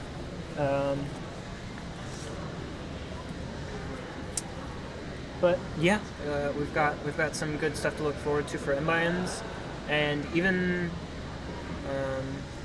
side events. We've got what do we got? I have it on here. Side event battles. We've got Squan Podium is very much up in the air, as we just talked to Braden Adams, who could make the podium for sure. We also have Chris Chi, Sean Mack, and even Benson Kim. Zane Kanani is up there on the psych sheet. I'm not sure about his recent performances in Square One as much, but it's still very much in the realm of possibility. And all these people have mid to low 7 averages. Yeah. Of course, Hassan for the win, but whoever that second and third is definitely a mystery. Right. It just seems like a theme of like there is one person that's gonna win this event. Yeah. But then there's also just this really interesting battle between like second and third. I feel and, like there's some instances where like second and third seems frowned upon, but in this, or like at least towards like if you're expected to win something, but because of that, it takes maybe second place to be the real like this is like my first place. I know I'm not gonna be able to achieve the heights of Zane Kanani, so of course. I will settle for less, but it's also, very valuable as competitive. Of course. Other events we touched up on one-handed as well. Yeah. One-handed win, I think, is more or less a two-way battle. I'm not sure how much Sean has been practicing, but we've got Sean and Jerry both with sub-11 averages, which is incredibly impressive. But for the podium outside of that, we've got a couple names to look for, and Braden Adams is just on. He most recently got a 9 flat single. Oh yeah, Which I remember seeing that at Pennsylvania. I think I was in the same group, so how it's like all stationary and stuff like that. Yeah. I heard like a really loud celebration from him, and I was like, okay. So I was under my average, so I walked up and I was like, what? Like that was incredible. Yeah, it's very impressive. It's always interesting to see maybe the competitors you don't expect to necessarily like make themselves heard on the scene because being on these live streams, being on uploading yourself to YouTube, obviously that brings more attention to you as a competitor, and especially if you have like a specific personality, or if you have a specific style, or if you have a reputation, then it really makes you shine as a viewer. Absolutely. And not being at the very top, I think almost I mean, you definitely have less pressure. Yeah. Even if you're trying to make it to the top, like, in my opinion, trying to get to that sort of number one spot and holding on to that number one spot, I think the holding on part often has a lot more nerves because you just have a bit more to lose. Of course, maybe not to the community, of course. I mean, people will still think that you're quick and everything, but more to yourself and improving yourself. So I think there's more pressure at the top than just outside. Right. But just outside could have more potential sometimes, especially in these podiums that we talk about where there's big question marks all over. We could definitely see someone further back make that leap into second or third. And that's really exciting. It's really exciting. It's just Mid-Atlantic Championship. This is why I love Cuba. It's so packed with storylines and Yeah. you don't expect this. You obviously expect this for like NAC. You expect it for Worlds. You don't expect it for regionals like this. But I Not at really all. feel like these live streams capture that. Oh, they really do. capture all these clicks. You know. All the clicks. One of the biggest podium question marks is Pyramids. Yeah. Who will be Mid-Atlantic champion? We have two of the best in the world, in Michael Nielsen and Kyle Mead. And that's going to be really exciting to look forward to. I'm going to be watching Pyramids closely when I can because, at least for round one, I happen to be in their group. Yeah. So, I I don't know, will not be maybe competing I'll be peeking over a little bit, but Oh. yeah. Don't peek. That's cheating. No, not peek at their scrambles, but like if something exciting happens, I obviously want to see it. But there's no one else here with a sub 2 average. I think, who was it? I believe Aiden Dincher recently got a 209 or something, 205 maybe. So that's pretty close, Yeah, but I know he has something really good. it's not something in contention. It happened just last weekend. In Venture 207. Yes, Side 207. events in Nyack. I would have Yeah. the competition. Okay. You got to. Yeah, that was on September 20th. Yeah, September 28th. He also has a 135 single. He's, the most important part about understanding why Aiden is so hyped in this community is that he's only been competing since 2000. Exactly. That's what I'm saying. Like he's in contention for quite a few podiums here, Yeah. and he's just so fast at everything. Yeah. Especially the side events, especially Pyramids and Skib, in my opinion. Right. It's just very impressive. The progression has been insane, and especially for the region that he's in, New York, it's pretty competitive. Oh yeah. But he's still able to shine, not get buried by the other names, big names. Yeah, we got some new viewers coming in. We have the highest viewership so far. This morning it is 10:43. Yes. First of all, everyone coming in, welcome. Welcome. It's a little bit early. We were setting up here at 7 a.m. Yeah, we were. It was a little stressful, I will say, but we're here. We got everything. We weren't behind by that much. We were maybe 10 minutes. Yeah, maybe 10 minutes. But that was just a problem with the camera. It's with this little camera right here, little guy. Yeah. But yeah, everything's working. The batteries Absolutely. will not die, by the way. Yeah, they're plugged in. That's some of the problems really from good. the previous streams with the batteries died, but we plugged all of them. Yeah, So, I feel really good about that. yeah. It was able to withhold, I think, 3 days of live stream. So, Yeah. yeah. We have 3 more to get through. Well, Two. 2.5, sort of. I wouldn't say we're halfway through. We're going Once on we the go second to one of the Canes day. for lunch today. Go to Canes for lunch today. I'm not sure where I'll go. I mean, I know there's pretty much everything around I'm gonna here. go to Canes. Maybe for dinner. Maybe you should. I might go home. I don't know. I'll have to talk to my Okay. folks. See if they're cooking up anything. Right.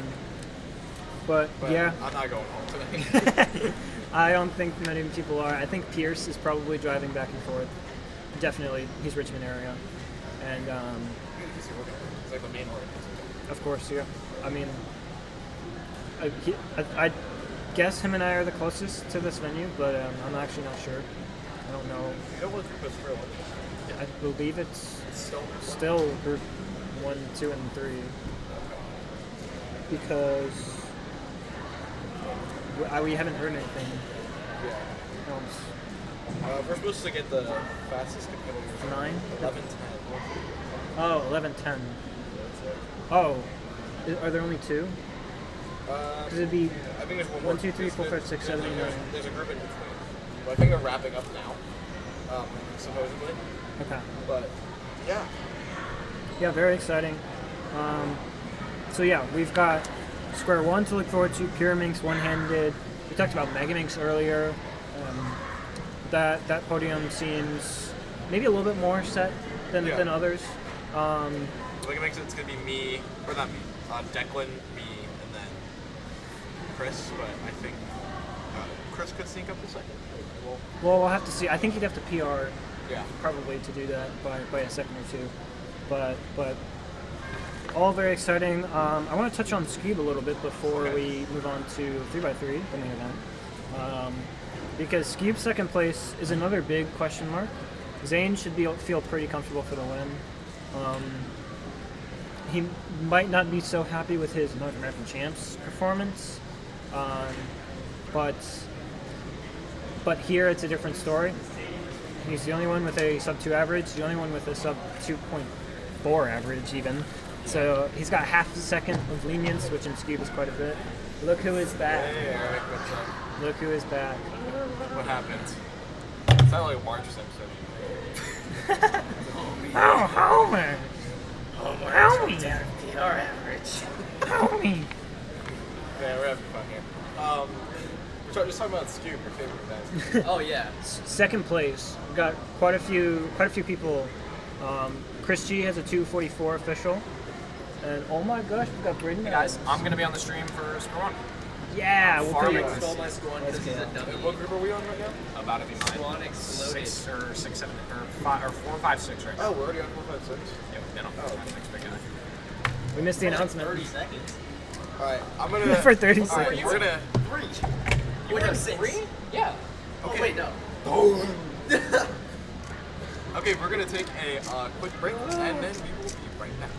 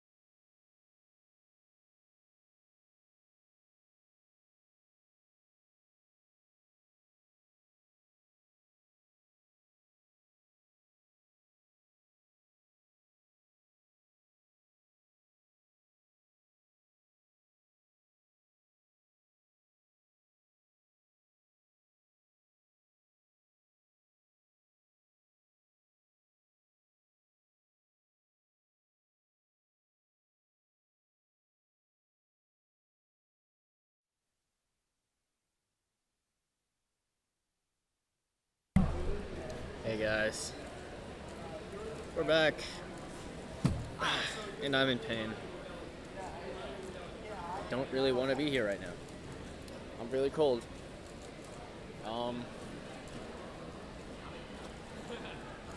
There's not much to say, really. How you guys doing? Good, I hope. Eric, which one's gonna have the best view of me? Well, 1 and 2. Which one? 1 or 2? Either.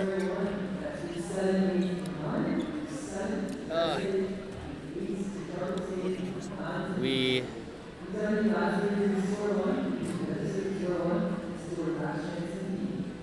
Oh, Theodore failed at .97? Poor guy. That sucks, man. Hi, Carter. Are you alive? Yes. What did you do? Nothing. Okay. Let me. Please. Yes, here. Oh, yeah. Oh, okay. All right. So, why were all the groups afraid of 7? Shut up. 7, 8, 9. It's group 7, 8, 9, and we will be commentating group 9 specifically, which is where we have the latest and greatest. Where's Square Austin one solid. leading at? Is he on blue? I think he is. Going far back though. I hope he's not far away. You need Getting to a see him. scorecard. Is he on blue? Yeah. Okay, I gotta go. Bye. I'm actually doing OH stalls. I don't know how I feel about this. Okay. I know where the sun's gonna be. I also know where Chris is gonna be.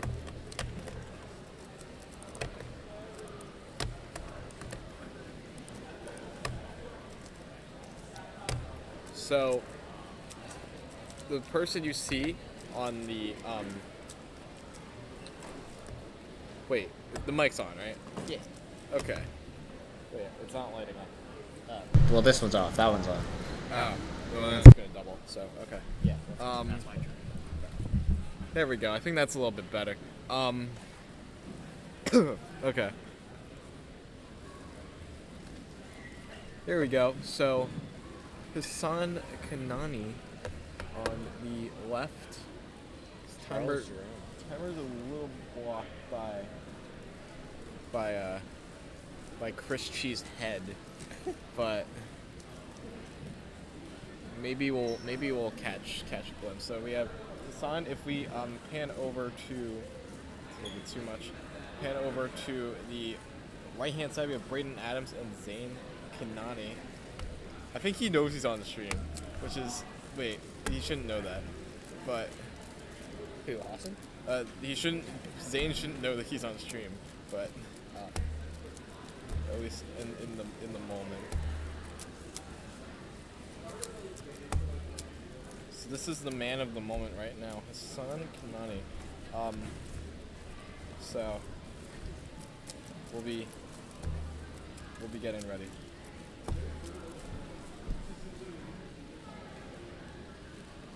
You want to just?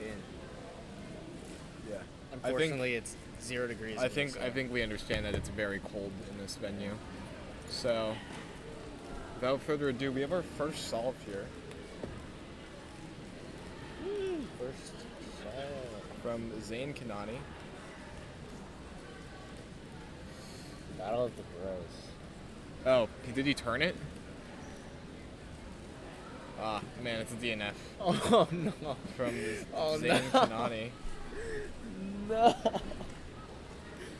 Oh, great start. Yeah. That's not optimal for him. Oh man.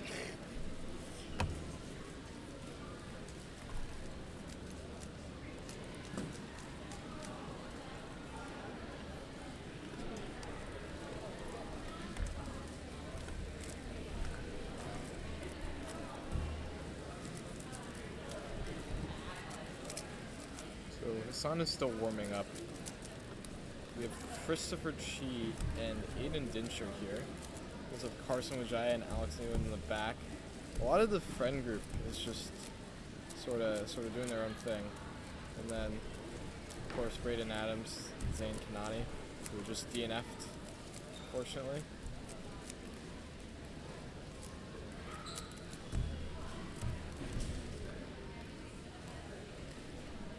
So these are the two I'm watching right here, Hassan and Chris. I think. What's Chris average? So Chris I know he's averages. good. This is why, Eric. This is why we printed this packet. Yeah, Yeah. it's just something to talk about. Yeah. So Hassan and Chris, they're both. Chris's average is 716. Okay. Zane's average is 745. And yeah, we have a lot of stuff here.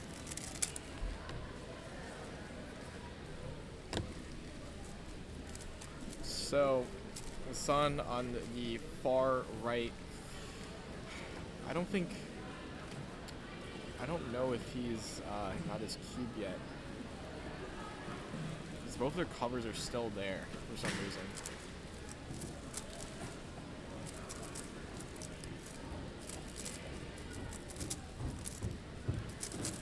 Some kids walking down the stairs. Okay, so Zane, his son is solving. I predict a 4-8.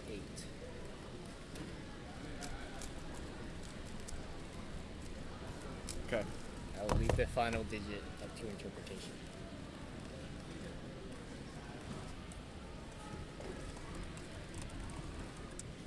And Chris should be going up after that.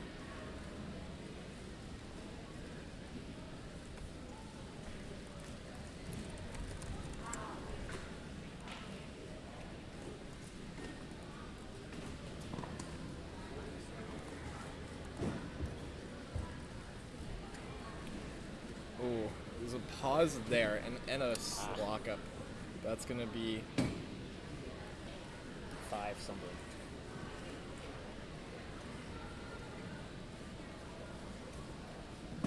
Unfortunately, Chris's timer display isn't working, but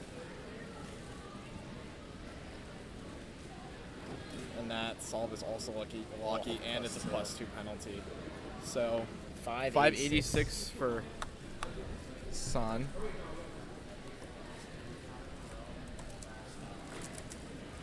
So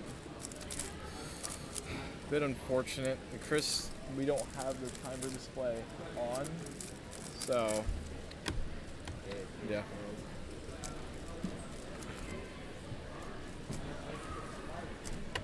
Oh, Carter's on the job. Never mind. He's I don't know. back. I don't know. I'm not gonna distract him. Not on the job. Yeah. I don't want to distract him. So, still solving in the back. Eric, what are you the most interested about in watching Squan today? Well, obviously Hassan, you know, definitely a world record contender. I want to see it. I think he can. Maybe Well- not this round because it's cold, but Yeah, but or maybe not sometime this weekend. this venue is very cold. I think he can pull it off if he just controls his nerves, turns well, doesn't miss trace or anything. Yeah. Of course, easier said than done.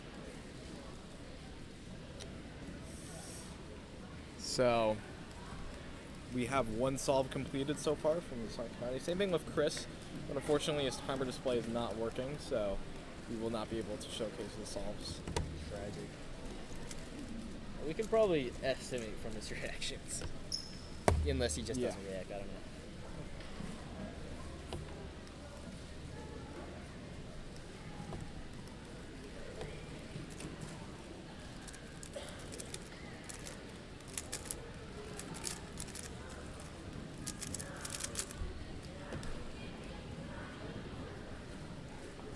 Patiently waiting.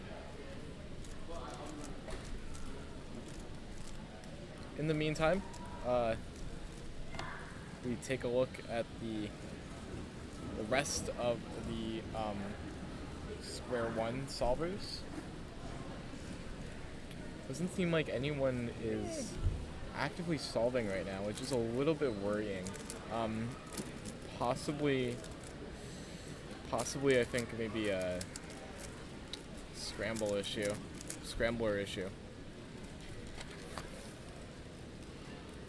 Oh shit, I'm supposed to buy.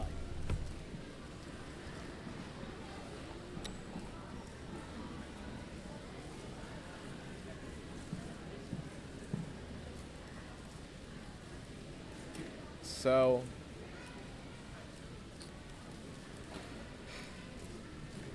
Zane with a 1080 up front here. Aiden Dincher is warming up on the left-hand side, but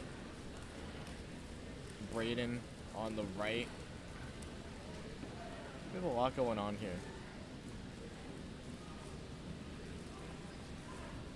Let's see, Chris Nealon in the back is giving a square one. So there are people handing out these scrambles.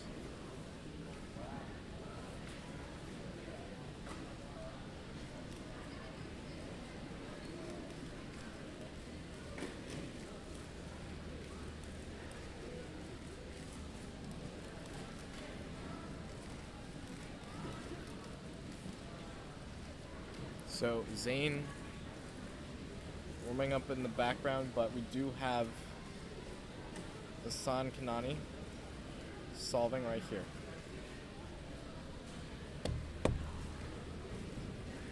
This is his time to shine here. He has the second solve going in. He has a 586 right now. If he wants to go for world record, he'll have to do better.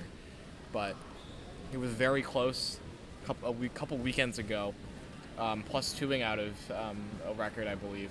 So very, very crucial solve right here.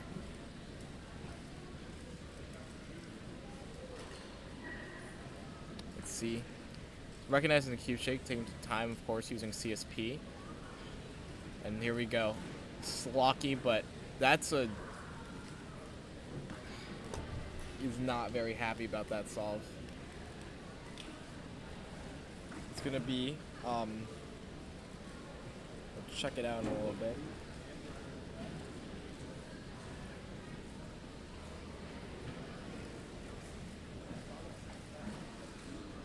It's a 529 from Hassan Kanani.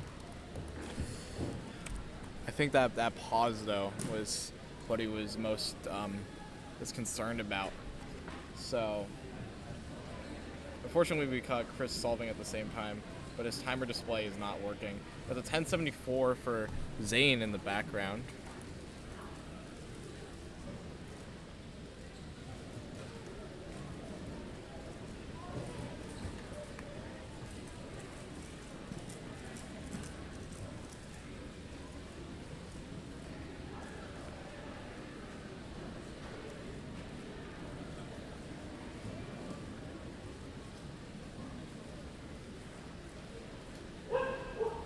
There's a dog in the venue, and that has startled some of the competitors currently solving right now.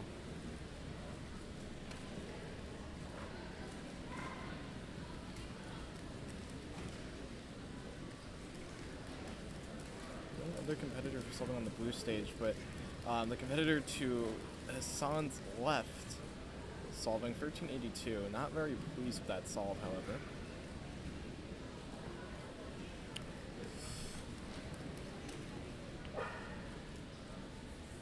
I don't know where it's coming from, but it's coming from somewhere.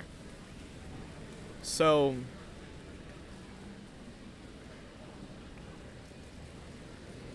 let's see what we got. And now it's time for Hassan Kanani's third solve.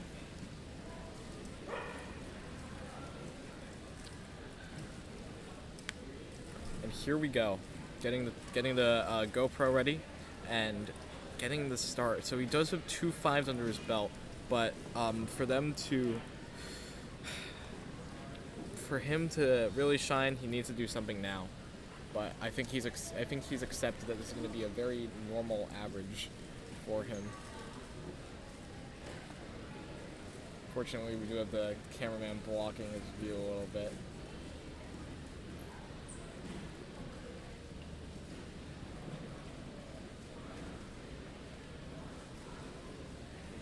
some obstructions.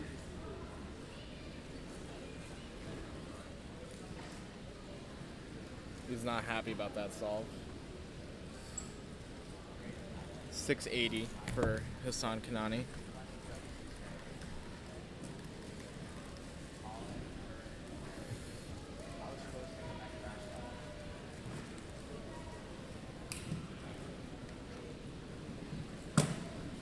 And yeah, that's probably going to do it for any attempt at a record. Unfortunately, he'll have to get extremely lucky. Yeah. Oh, Chris is solving.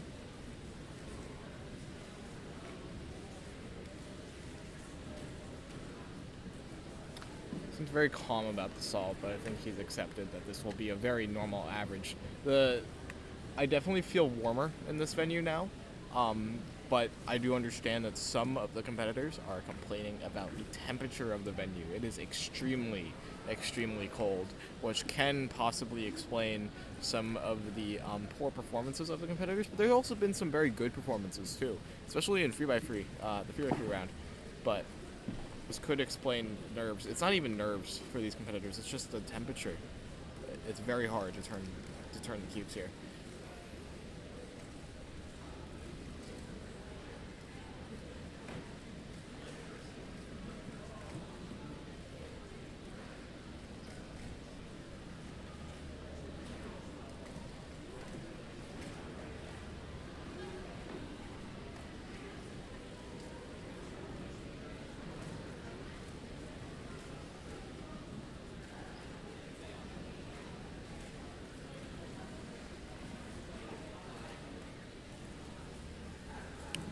So far, this is the venue.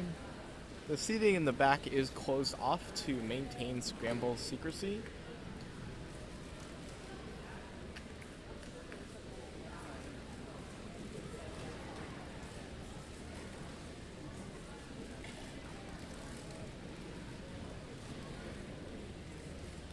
So, Zane is solving on the right-hand side. He has a couple of 10s under his belt. I don't think it's anything noteworthy, but he's, of course, in contention for, I think, a part of the podium. Christopher Chi is solving now. It's an 8 for Zane. We have Christopher Chi in the background, but we're also going to try to get footage of Hassan solving.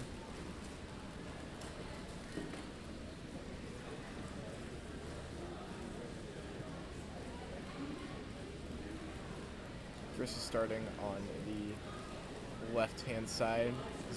Zane's, I think, still might be done, but Chris in the back, right in the front.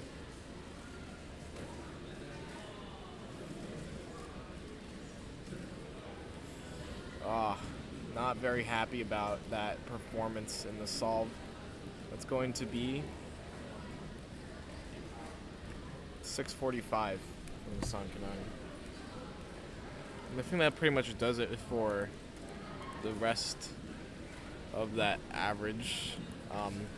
I don't think it's going to be anything too noteworthy, but you will probably take first place very, very comfortably.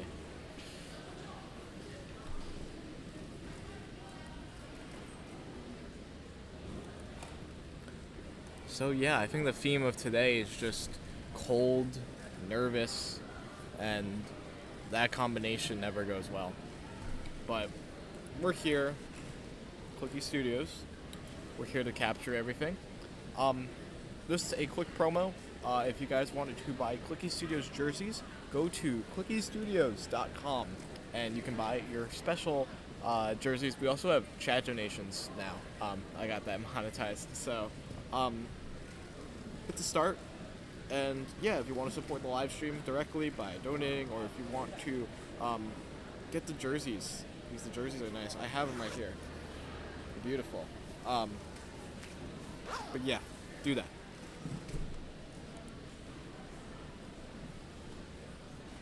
So Christopher Chi and Zane, I think, are still up. Chris is now solving on the left, getting Xavier to judge him.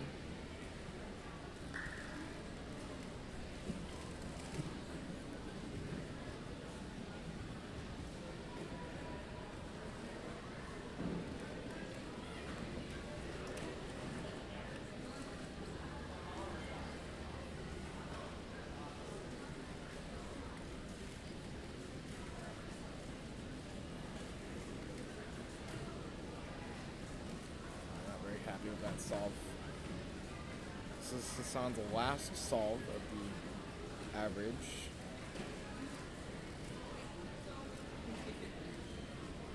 From what we've seen from Chris's solve, I don't think the scramble is particularly noteworthy. So, an attempt at a good single might not be in play here.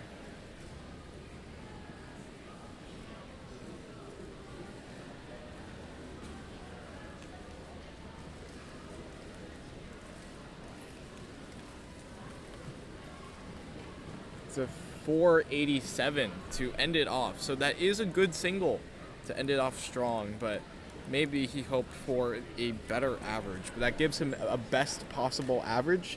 And it's going to be somewhere in the fives. So he's going to take this. Oh, wow.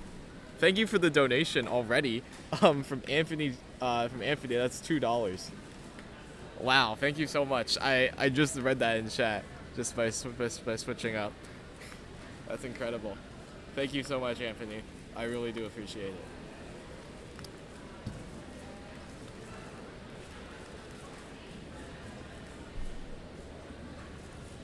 So yeah, we got a lot of stuff to look forward to.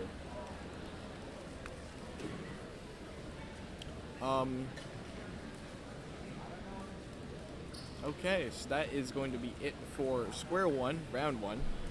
The next event, if I have my phone here, I will check the next event.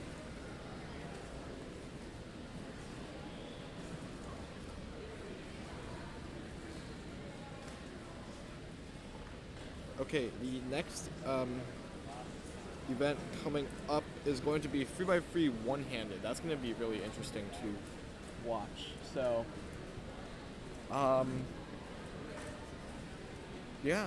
we will be right back very shortly with that. Stick around for more of our discussion on recent cubing news. We're going to be talking about the timer sliding controversy. We're going to talk about the decision that was made yesterday that just came into us. We've done a little bit of research on that. We are going to be presenting that to you guys after this break.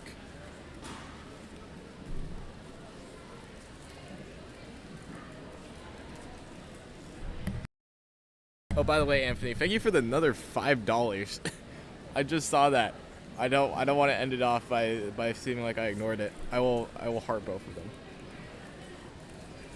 Okay, thank you. Thank you so much for the donations.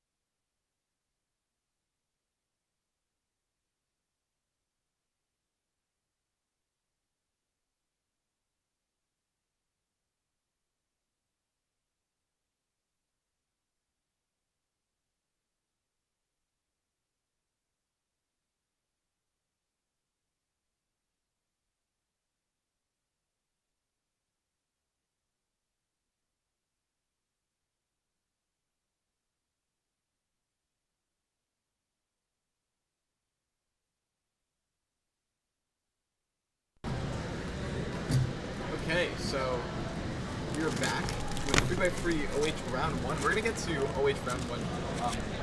What is the last one? So what did I miss in square one? What did you miss? I don't think you missed. Hassan got a high 4 single, but that was at the end of his average. His average was not really that great. They got progressively maybe a little worse, if I had to say. But yeah, next OH 100 is at 15, so that's going to be in 35 minutes. So I am not competing in one-handed, so I will be here for the whole I time will also be here. until we go on lunch break. Yeah. Oh, that lunch break sandwich is so good. I'm going to love that lunch break. Chat, pretzels here, not too bad. If any of you guys went to North American Champs, it's better than those pretzels. Yeah, those pretzels actually kind of suck. Yeah. They were like deceptive too because they looked really, really good. But then they kind of tasted like cardboard. Yeah. These are not bad though. These are like normal. Yeah. So, okay, what were we going to talk about? Do you want to talk about some recent cubing moves? Well, I do. But first, let's look at let's resume what we were talking about before, which was the skewed podium. So yeah, we have Chris G, 244 official average. Michael Nielsen, 247. Though I was just talking to him, he hasn't touched the skewed since a little bit before North American Champ, or a little bit after NAC. But he's still definitely in it. And we have Aiden Dincher as well with a 251. And I myself have a 249. So all those averages are within 0.07 of each other. But especially since skewed PRs are usually pretty luck dependent, we'll be looking for consistency for sure.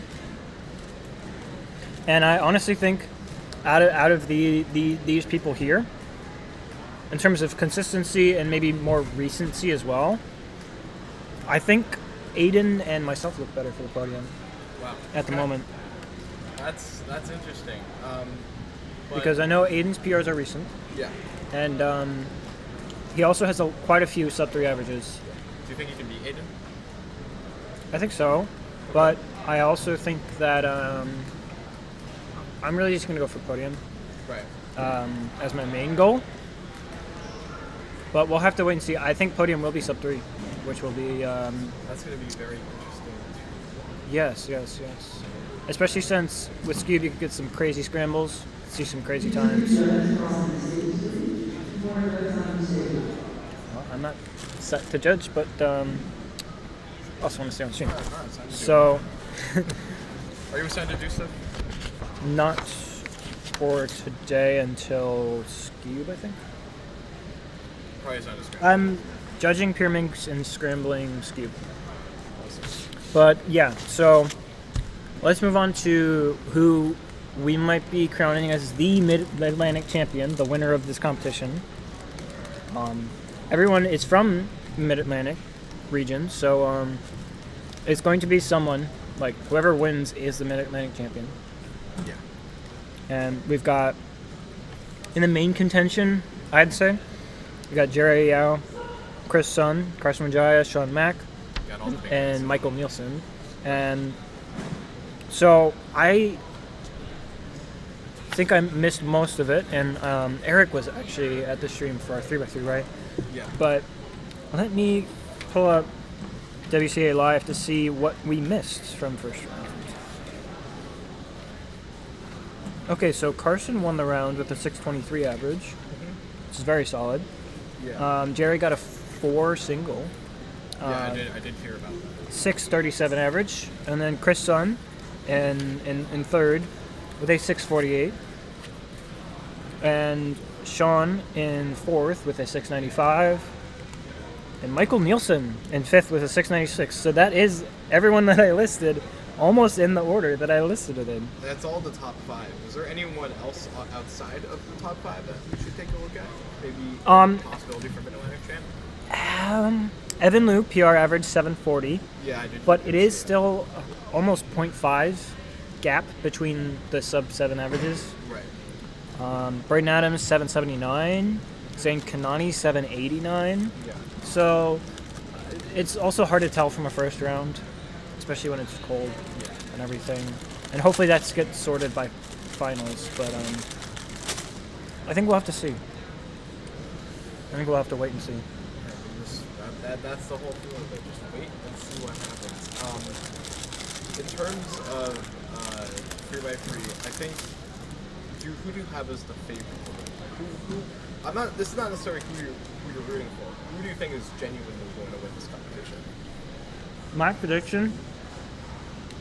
I think I have a podium prediction. Okay, let's hear it. We're so good at making predictions. Okay. 3x3 predictions for third place, obviously. I think for third, I'm going to put... Yeah, for third, I'm going to put Sean Mack. Okay. Because he's out of the top 3 on the psych sheet and out of the top 3 in first round, but he's right there with them. And in finals, it's always so tricky because someone right outside might not have as much pressure as the people at the very top, like I was saying earlier. Not to discredit Sean's nerves or anything, but it is one of those positions that you can really like shoot up at finals, especially if you're in the middle of the top of the pack. If that makes sense. You can definitely go up there. That kind of reminds me how maybe Brendan got his clock win at NAC. I think he was in the middle, sort of. Okay. Like, everyone knew that he had the potential to, but no one knew how he could handle nerves. And since then, he has handled nerves like a boss. Oh, yeah. So now he's at the top, which actually flips around the conversation. Maybe if he gets to Worlds at the same dominance, maybe now he's at the top. Does it become like an undeniable top, or does it become like a top that's like, yeah, he's at the top. Right. But is there someone else? That's sort of the thing that we're doing here. That's what I think is going to happen here. But I don't think anyone clearly is at the top for this competition. I don't think so. It's so hard. But for second place, I'm going to put Christopher Sun. Okay. Because that's fair. He was runner-up last year. So he has experience at this competition. Maybe not the most flamboyant or personality? No. Just year of 3x3 for him. Oh, right.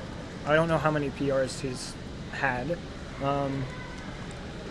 But it's maybe not what his focus has been this year, but he's still so solid on it. 648 average first round. I mean, you can't be mad at that.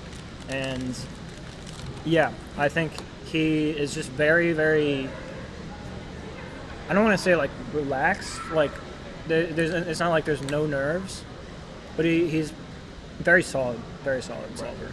Yeah, for sure. Who's your first? My first is Carson Majaya. Jerry Yao is not on the podium. I don't, but this is not to discredit Jerry at all, or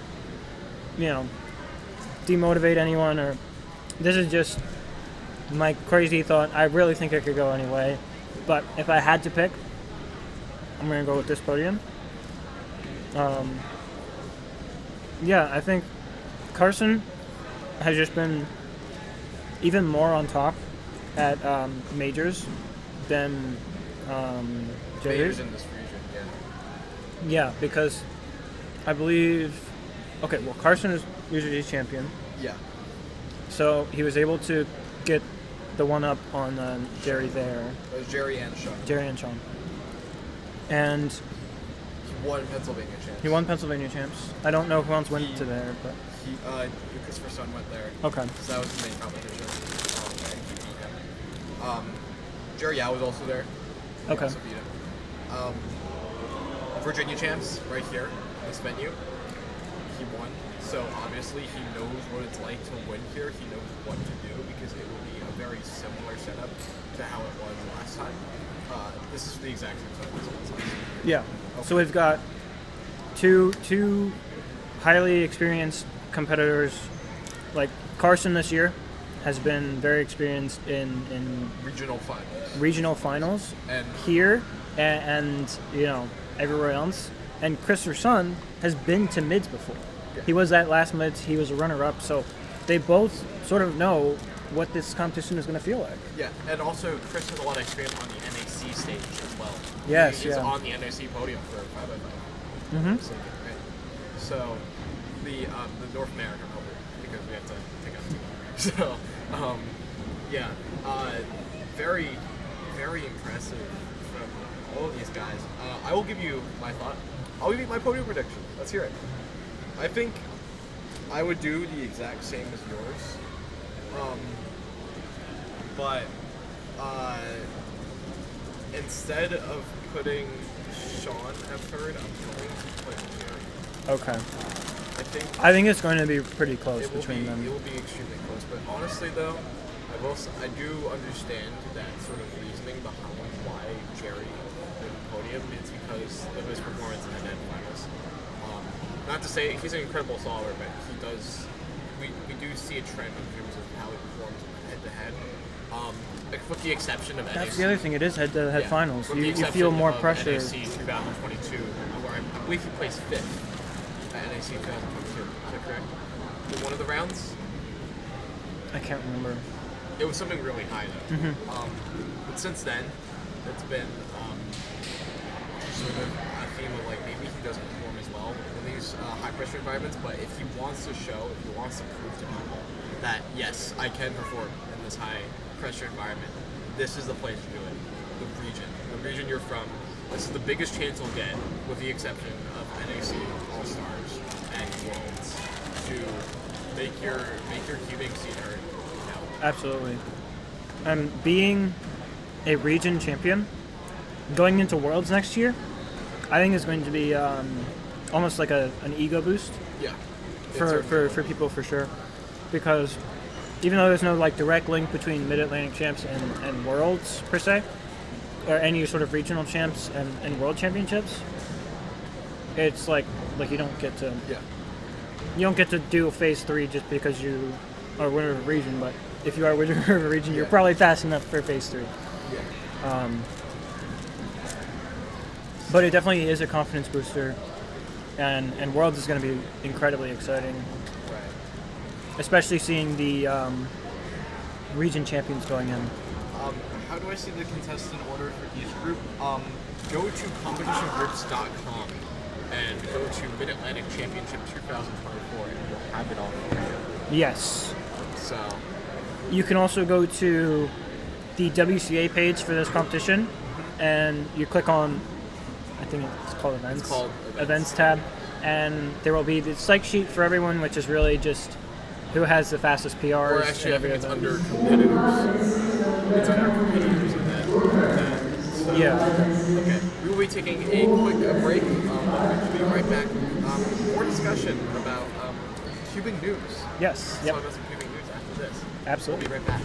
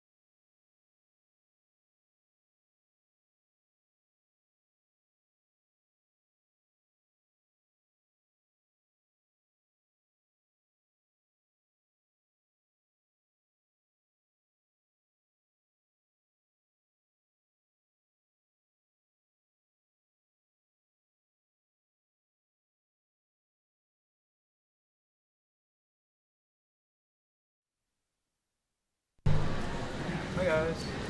Hello. So,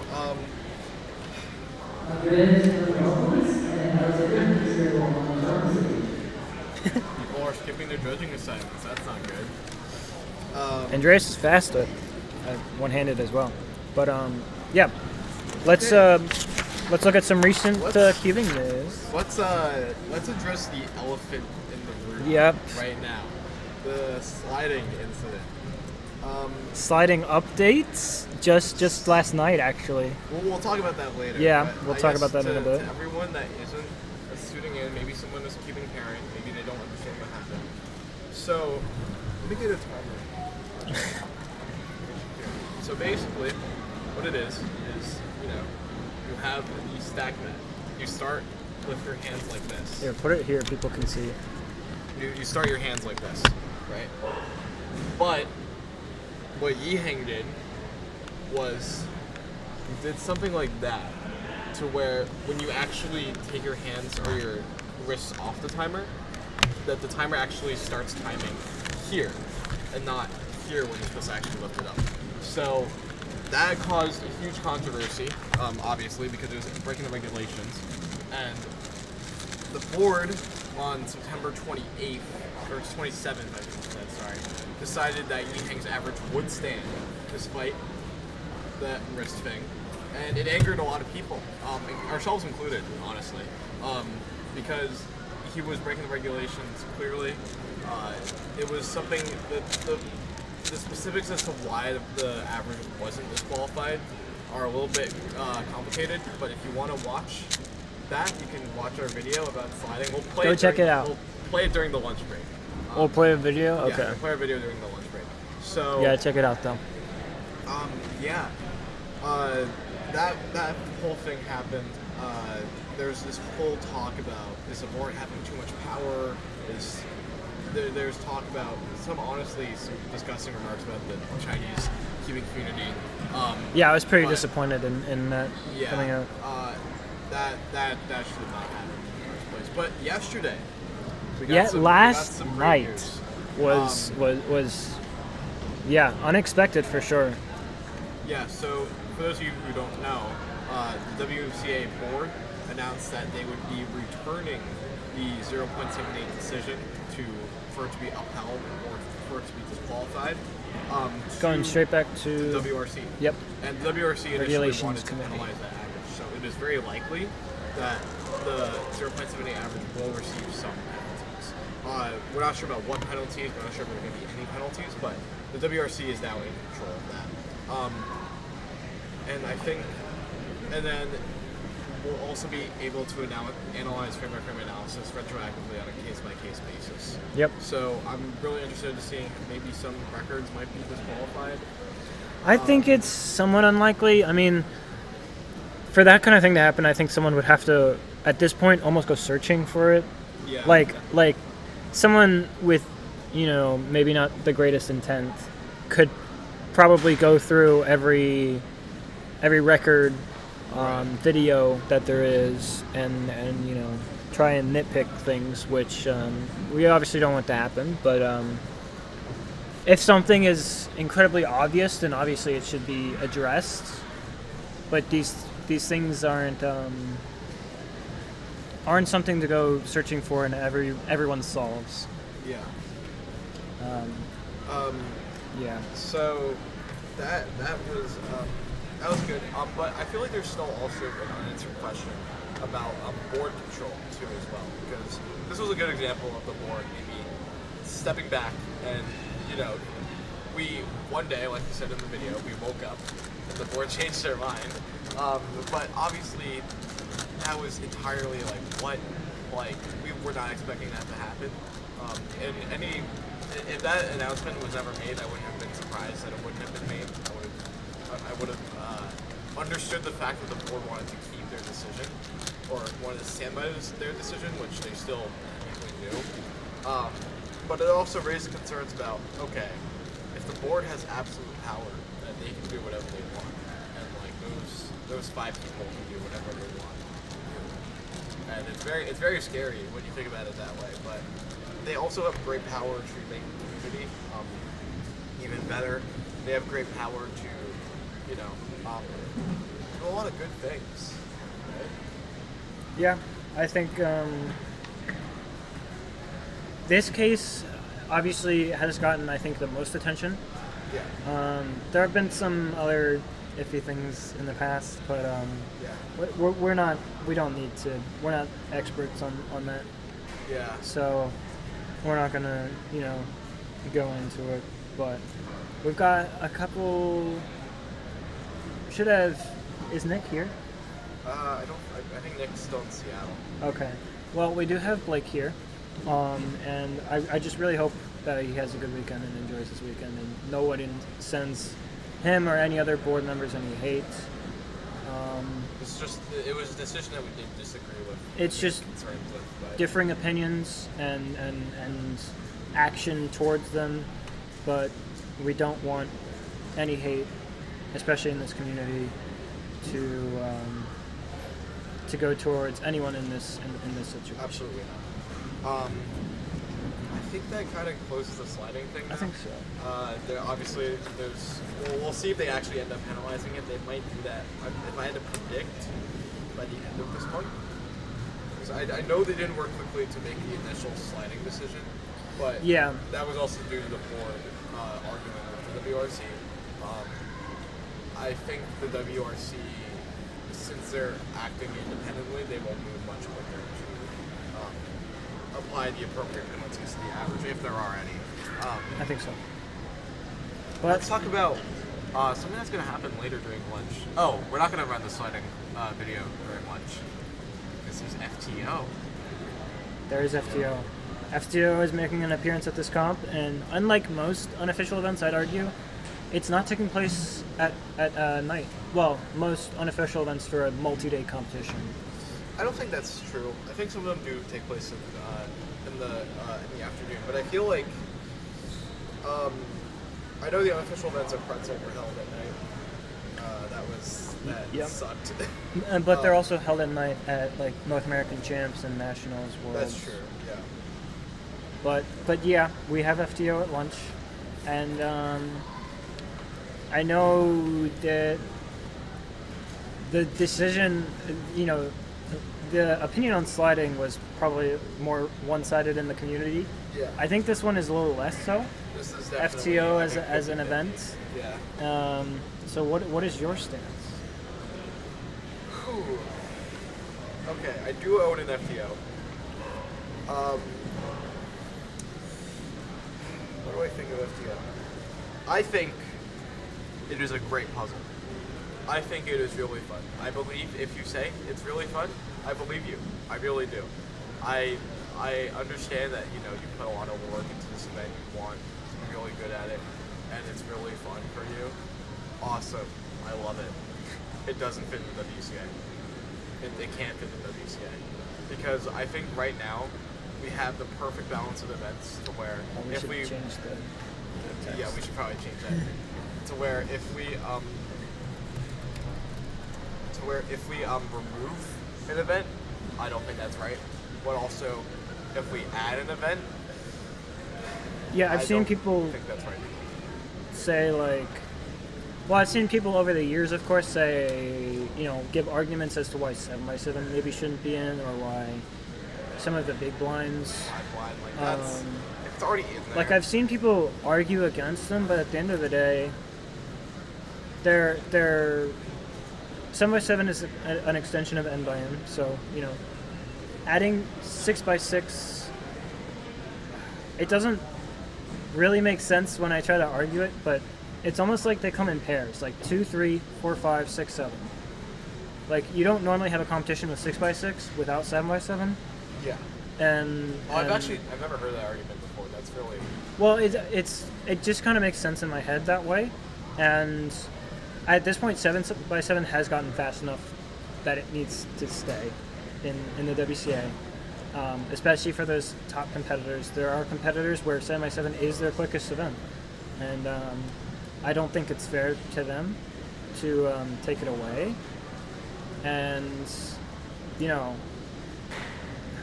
at the end of the day, you can complain about 7x7 taking too long, but I mean, Max Park, 140s, 130s, like that's quicker at than the top level.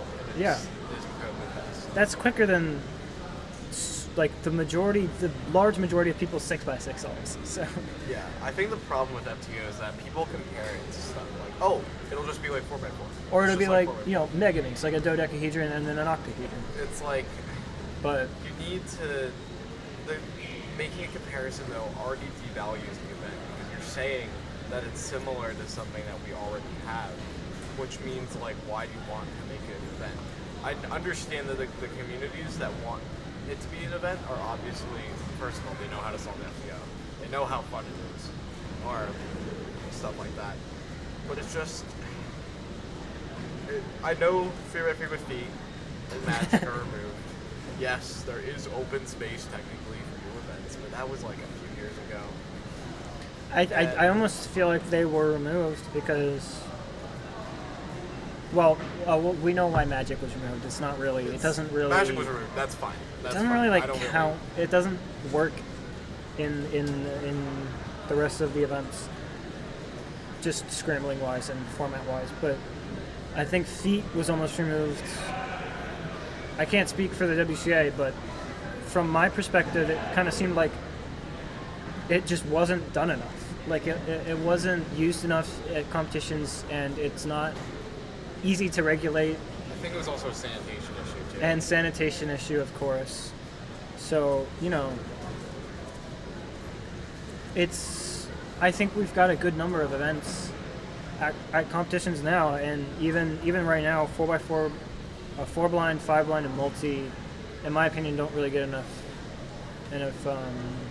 use in competition by organizers. And it's interesting. We're almost seeing this kind of divide between every other event and PBQ events. Yeah. Because we're having PBQ competitions. They're not very common. But like nowadays I feel like I see 3-blind and FMC less and less at other competitions, like local or maybe even bigger ones, like even here. I need Eric's bug cube. I don't know. But Hey, Clicky stream, by the way. yes, say hi. I was on the stream for Square One for a little bit, but I think we are probably focusing on Hudson. What's your quick opinion on FTO? I'm the one organizing for WCA. I'm the one organizing FTO today. If that tells you my opinions on FTO. There's a fly. As an official event, though? As an official event, can I hear me? Okay. Yeah. My audio's good. All right. As an official event, I think that it adds value to the WCA as a new puzzle. I think that it is unique. I think that it brings new elements. Are you smiling because you don't want it to be an event? my brain totally trailed off because I was thinking for a second, but I yeah. have to say I do disagree with you. I don't care. I don't care what disagree. you think. But we're entitled to our own opinions. Yeah. So FTO might not have it today though. It is we're interesting. running behind. A little bit, yeah. It is interesting that people use the argument a lot that the last event that we had added was skewed, and Yeah. that was forever ago, and it's about time that we get a new one. But it's not like the WCA is inherently supposed to add events and take away events. I still think that we should adapt to the community. And I think so, The too. removal of feet was definitely the feet was removed with, in my opinion, the intention that something would replace it. And when something didn't replace it, I think people were starting to Interesting. yearn for change. There's my little hot take on it. All right. That's actually a very good point though, because That is a now good you point have that whole one being taken away. So should we add another one? But I still don't know. I mean, it definitely would get a lot of attention in mid-Atlantic competitions. Yeah. Certainly would. Okay, so we are now on to 3x3 OH. Well, we've been on OH, but we are now on to the fast The groups, fast are we? group, yeah, Yes. we are on the fast group, so we will be switching over to that coverage very shortly. We will be right back.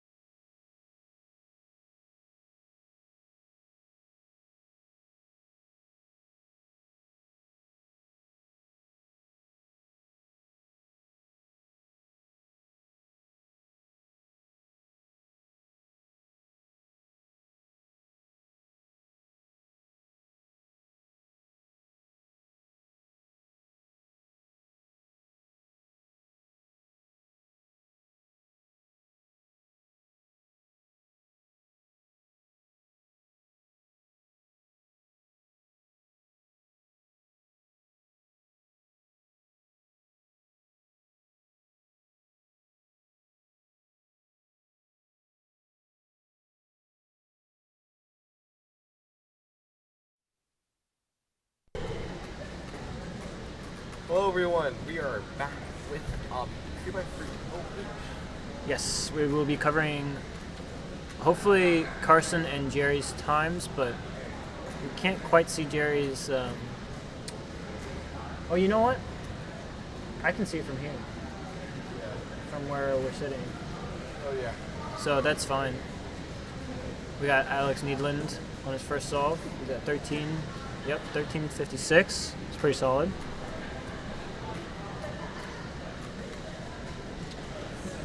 And yeah, we got Michael Nielsen and Zane over there.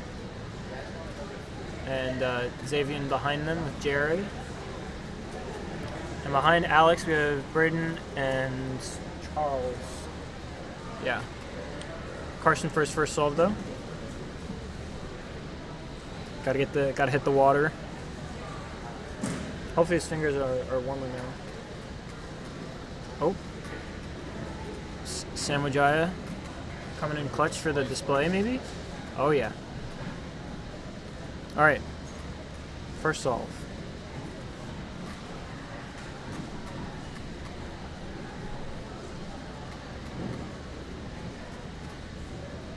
Decent inspection. Already going. It's hard to tell with the stand, but looks like it might be a 13. Yep, 1346. I don't know if he's that Solid. happy about it. He doesn't seem upset. Yeah. Fair point. Let's see, Carson for. Let me just get the packet.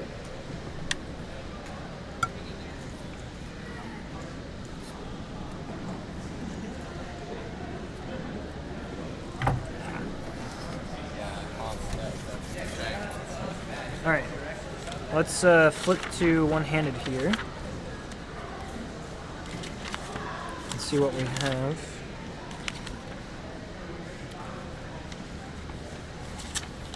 So, I don't see Andreas either. He's stuck on a different stage. But Carson's PR average is a 1290. Oh, apologies for the technical difficulties. I would just leave it there. Looks like Jerry's on his first. Of course, it's hard to see from here, but I think we can give you the time. But Jerry is the number 1 seed with a 10:38 average.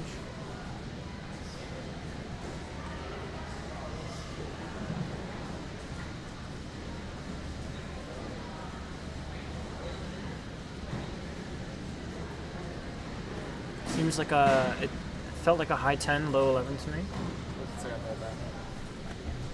I can't actually read it.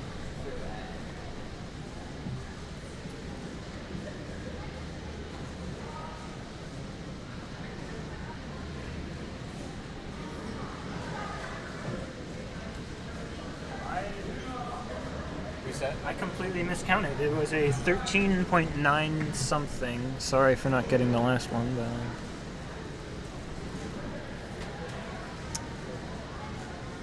it's like, what was Alex's second solve? I don't know. I think it was decent though. Stop messing with it. Just leave it somewhere. Yeah. Here, let's get this. All right, so yeah, we have. This is the first round of one-handed for today, but we also have the second round later. That will be the second to last thing, right before 6x6 finals. So stay tuned or come back for that, because I know it's a long day and people got some things to do. Maybe. Carson moved to the cube cover because he knew I think he was going to be on stream. That's funny. All right, off he goes. Go.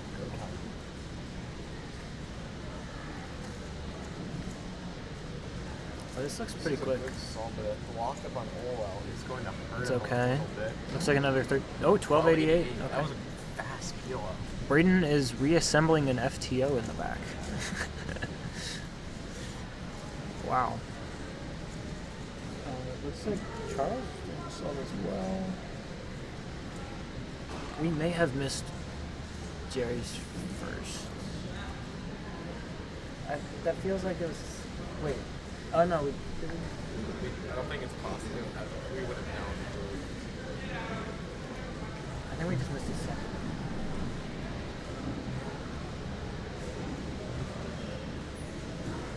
Yeah. The second was a 10.00. Oh.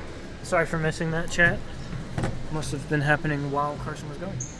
Oh yeah, you can see it on the stream there. 10 flat is a really solid solve though.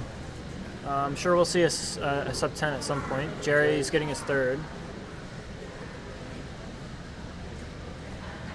Oh, this is good. Oh, we have a good angle on the timer at least. What's up? I'm getting food. Eric's back. He's getting Hungry food. and sad. And I have Be happy.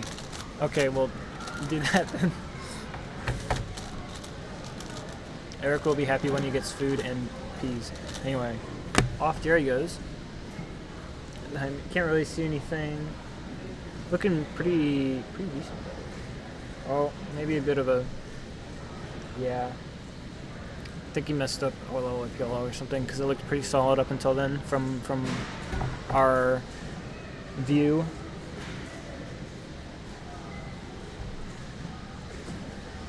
Looks like we've got. We'll run through this round pretty quickly here. And how the heck did you just turn that upside down?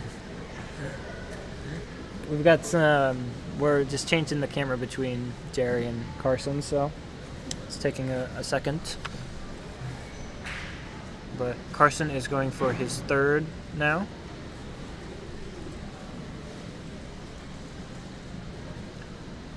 So, pretty good pace so far, considering his PR average is a 1290. He's already got one solve sub that. let's see if they can make it to here. Solving with the left, obviously. A bit of a pause going into the cross, but going into last all. Oh, no. Maybe it's still... Okay. Surprisingly, still somewhat solid. Especially considering that fumble. Jerry is starting his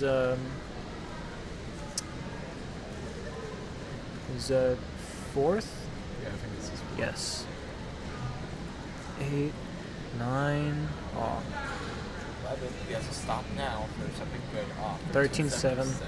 Okay. So we might see a lot of 13 averages here, and we might even see someone else. Not sure about how Sean is doing. Yes. No news on how Sean is doing, because he is on the other stage for staffing purposes. But we will get that information as soon as you all do on WCA Live.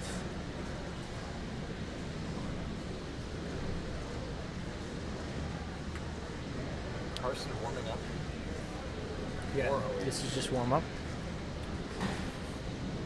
Does Carson always go up with water? Yeah, right? Yeah, he always has. It's kind of the strat. Yeah. Oh yeah, that's all. The venue has gotten a little warmer, but it might be because he got more used to it. The boarding and definitely one shot. Sean got a 10:28. 10:28 average. Wow. That's real. Oh wait, that's real. Isn't that PR? That's PR by 0.3. You checked on WCA Live. Yeah. Oh wait, I forgot I have this. That might be from... This is the literally venue. why I bought this company. So we just do this. Yeah, 10:28 PR average. That's amazing. Oh, we missed that. Oh. Just unlucky with the stations, but we will of course have him on the blue stage for finals and maybe round 2. I don't know if So, they'll still put him on. Sean Madden, first place. Yes. We can see Braden doing a solid background here. Yep. Oh, Jerry is also starting his 5th. Hand over to Well, but we'll let you know if Braden gets anything good. to get that 9 flat recently. Yeah, very impressive. Any sub 10 is just surreal to me.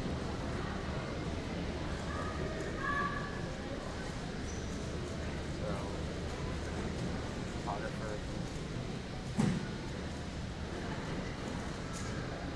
Hand back once we have. I think Braden's was like a 12 or a 13. Jerry had a really lucky end there. Check what the top is. I think it's his worst. I'll go check real quick.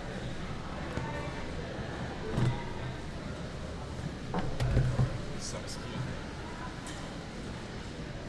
Here, Yeah. it was his worst. What's his worst? Okay. I'm fairly certain. I think it was like a 14 or something.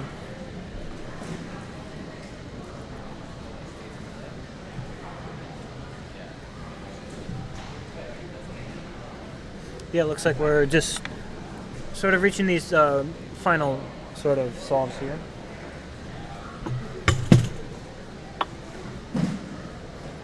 So Carson does have his cucumber, so we'll be heading on over to him.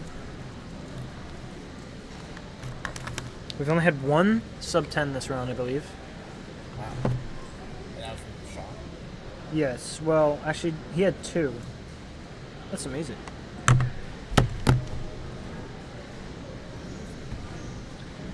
They had 2. So, very impressive. Carson on his 4th. A lot of pauses. It feels like he's losing control of the cue, but he does get to feel a good time. No, it's good, solid. 12, no, 13 too. Okay. It'll guaranteed to be a low 13 average. Either way, WPA and BPA are really close here. I think that's good. It's like a 13.2 as BPA, and WPA is a 13.3 or something. Yeah. Wow. So, go. So good solving so far. Absolutely. I think that this solving is definitely improved from the previous rounds where we were cold, we were trying to acclimate. Oh, I think so for sure. I think it's not even just that we've gotten used to it. I think it has gotten warmer in here. Yeah, Not warm still, but for sure.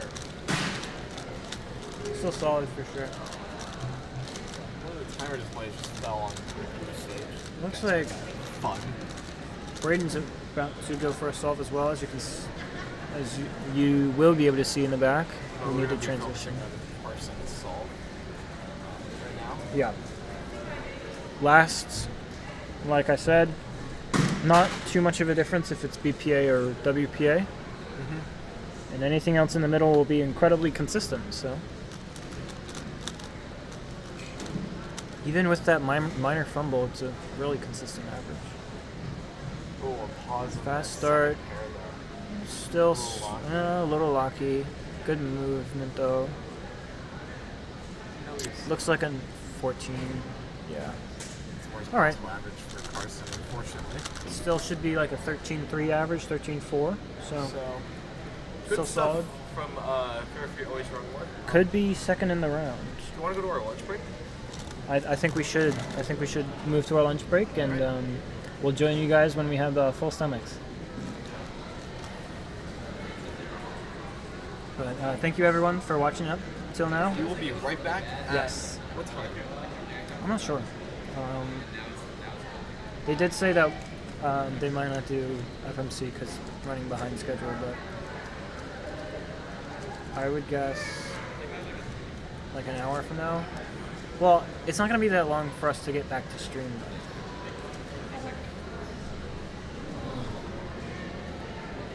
though. We'll be a while. We'll put it that way.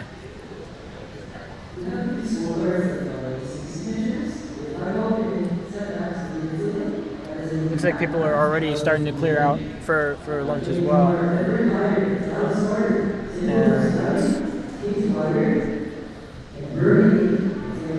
I actually have the schedule. I don't know why I wasn't looking at it.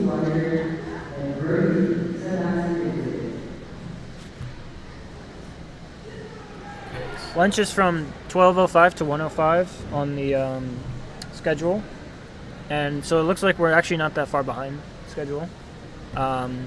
So, yeah, we will be only an hour at most, but I think I'd like to get someone, maybe one or two people, to talk on stream about how the comp's been going and what they're looking forward to. So we'll see if we can do that, and we'll get back to you then. All right. So for now, enjoy our timer slider. Timer slider.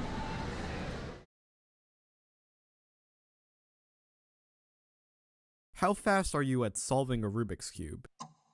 The answer may seem straightforward. If you can't solve a Rubik's Cube, then you just simply can't solve one. But if you can solve a Rubik's Cube, it should be a defined time. But how do you record that time in competition? At speedcubing competitions sanctioned by the World Cube Association, more commonly known as the WCA, there is a competitor and a judge. The judge is there to ensure that at least one person witnessed the official solve. We can't have a judge just use a stopwatch. Some of these guys solve crazy fast. The average human reaction time is 273 milliseconds. This would be adding significant and unnecessary margins of error. So we can't do that. We're not allowed to use smart cubes either, as stated in the WCA regulations, a handbook of all of the rules that exist in competitive speedcubing. So we use this, the StackMat Pro Timer.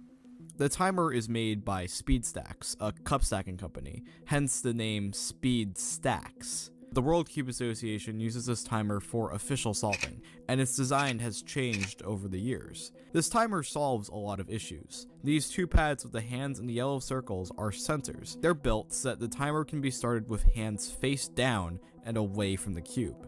And that is how this whole mess started. The timer is built with a curve on the side, but notice how I could slide my hands off of the timer. Maybe I could start the timer with my palms, or even my wrists. Maybe I could touch the cube and do a couple of moves before the timer actually starts timing. Obviously, this is against the regulations. The words are clear. You need to start with your hands down, not touching the cube. This timer start isn't the same as this timer start. But when you put it all together in real time, you can't see the difference. So, how did we get here? About the slide. I think it would be fun. A first of its kind slide in the state, now open. In 1982, the first ever Rubik's Cube World Championships were held in Budapest, Hungary. The timers there were very different from the timers used today. The timer was a square pad, not for your hands, but for the cube. However, this timer was not necessarily optimal. The pad was only about a bit larger than the actual Rubik's Cube. Once you stopped the timer, you had to make sure the cube was placed directly on the center of that square. If not, then the timer would keep running. This was fine when cubers were averaging around 20 seconds, but if these records were to get faster and faster, then the actual time recorded would be a lot slower due to this unnecessary action of stopping the timer. We've come a long way since then, but even so, timer starts have always been an issue since the inception of the idea of using a stack mat. The sensors are very basic and will respond to any form of touch, so using any part of your hand or any part of your body, as a matter of fact, as long as they are on these sensors, will start the timer. But let's be clear, this legal timer start is obviously very different from this timer start. The judge would be clearly able to see that this was a bad timer start, and you would receive the appropriate penalties. Despite these regulations, there were still incidents caused unintentionally and intentionally, but at the time they were not highly publicized. However, they were discussed in multiple incident logs. The problems varied between competitor error, timer error, and just straight up errors. But for more serious incidents regarding timer stops, they were handed over to the WCA Regulations Committee, also known as the WRC. They came to the conclusion that video evidence could be used for analyzing a timer start, but they were not allowed to look at the video frame by frame. This is because in the rare case where frame by frame analysis was required, there were unfair advantages and disadvantages that could be drawn from the WRC's point of view and the point of view of the competitor. It allowed the WRC to check blatantly wrong timer starts that could only be substantiated with video evidence, while simultaneously protecting the very small percentage of competitors that had started and stopped the timer incorrectly unintentionally. After all, most of the competitors who had disputed timer starts and stops mostly did it once, and most of the time, unintentionally. As a disclaimer, everything stated is my opinion and my interpretation of things as someone who is well versed within the regulations and how incidents are handled. My opinions do not reflect anybody else's, including the WCA's. Sliding wasn't really a known thing. Like I said, I first heard about it from Noah Swore, and then I didn't think much of it. I didn't hear many other people talking about it. So whenever he was the only person kind of giving me this information, I thought he was kind of being a stickler or whatever. I thought there was just no reason to, like try to harass this kid's result or whatever. But no one else is really talking about it, like really. I've known about sliding. I've known that it could be done, but never really bothered to care about it, considering it's like no one does it unless you're blatantly being obvious. Surely, the WRC's ruling on video evidence solves the issue. In most cases, the judge would be able to see if the competitor is starting the timer improperly. I mean, the process of judging is pretty straightforward. The only job is to look at the stopwatch and focus on it to properly call inspection at 8 seconds and 12 seconds, while also keeping an eye on the competitor with possibly blurry peripheral vision. When I put it that way, yeah, I know it sounds bad. But with that being said, the competitor should never really be the issue, obviously. As a judge, we can put full trust into knowing that 100% of competitors will always do the right thing and start and stop the timer properly. And as competitors, having a judge next to us establishes authority and accountability, because we know that the judges are always paying attention to the solve you're completing and, not engaging in any other shenanigans. Right? Well, at the time, it seemed like bad timer starts and stops couldn't be abused to gain a significant advantage over an attempt at a world record, nor would anyone try to do so. Instead, the WCA had more important issues to solve, like getting rid of translucent cube covers, and delegates attempting to cheat by generating scrambles 40 days before they're actually supposed to. You know, the normal stuff. But the idea that someone would even attempt to break a world record by breaking the regulations is unfathomable. It would be insane to not only try to attempt to unethically achieve a world record, but once you would eventually be penalized, your speedkeeping career would be forever ruined. Your legacy would become a joke, and you would join the unbelievably long list of names of cubers that have ruined their career because of blatant cheating. It would have to take a cuber with large name recognition and raw talent to somehow find a way to get past the regulations, get past the judge, and then they could do whatever they want. Surely, this wouldn't happen. Yiheng Wang is a Rubik's Cube solver from China who mainly specializes in 3x3, but also has world-class results in 2x2 and Pyraminx. His young age and incredible 3x3 talent had skyrocketed him to fame. He started to grow in popularity during the COVID-19 pandemic when competitions were sparse, but many people assumed that he was just a young kid who happened to be fast at 3x3. But not world record potential. Well, 2 years later, as Yiheng made his return to competing in 2023, he quickly started to break multiple continental and world records. He was now competing with the world's best, some of them being double the age of Yiheng. I knew that Yiheng was like a good 2x2 solver, right? Like he kind of burst onto the scene out of nowhere and was just getting really good results. With that being said, his records were under some scrutiny. The first ever 2x2 world record set by Yiheng involved an extra attempt that was not reported at the exact time of the incident. Or in other words, receiving a redo of a solve that Yiheng may have not necessarily earned. But on June 22nd, 2024, it happened. Yiheng set another 2x2 world record. This time it was a 0.78 average. Compared to the previous world record at the time, a 0.92 set by Zain Kanani, this was a huge drop, one unprecedented compared to the pace of 2x2 records for the past few years. The community was in paralysis, shocked by this insane 0.14 second drop. But there's an issue. Watch this solve. Don't notice anything? Observant viewers of Yiheng's average notice that he clearly picks up the cube, but the timer display still shows the timer has not started. Surely this has to be an anomaly with the timer. But no, this isn't an anomaly with the timer itself. Everything was properly working. However, take a look at these frames. These are approximately the spots where the timer starts timing on Yiheng's 5 solves. We can clearly see that all 5 solves show Yiheng making contact with the cube, and his fingertips are not face down on the timer. In fact, when we slow down the video, we can see that Yiheng is making an unusual motion with his wrists. You're supposed to lift your hands off the timer, not slide your hands off the timer. And by the way, this isn't entirely Yiheng's fault. He was probably told by a coach or his parents that this technique could be used to achieve faster results. He was probably told this would improve his times, and the WCA couldn't do anything about it if they couldn't use frame-by-frame analysis. If you were able to get away with sliding fast enough, there was no way you could prove that you broke the regulations if you were watching the solve at full speed. And Yiheng's coaches were right. So congratulations. The WCA now has a flaw on its hands. We didn't want to use frame-by-frame analysis because it would be easy for the WRC to hand out unfair claims or advantages when exposed to evidence that could only be analyzed frame by frame, especially when the competitor had no clear repeat intention of abusing the regulations, let alone abuse timer starts to set a world record. But in this case, Yiheng's coaches did have an intention to break the regulations. There's no way that Yiheng could have coincidentally started the timer like this in all 5 solves of his average.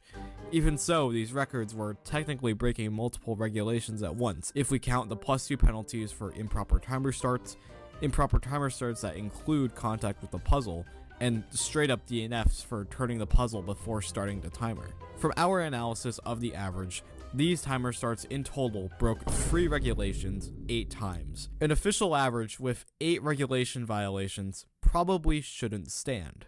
Because I heard there was like a 19 TPS solve.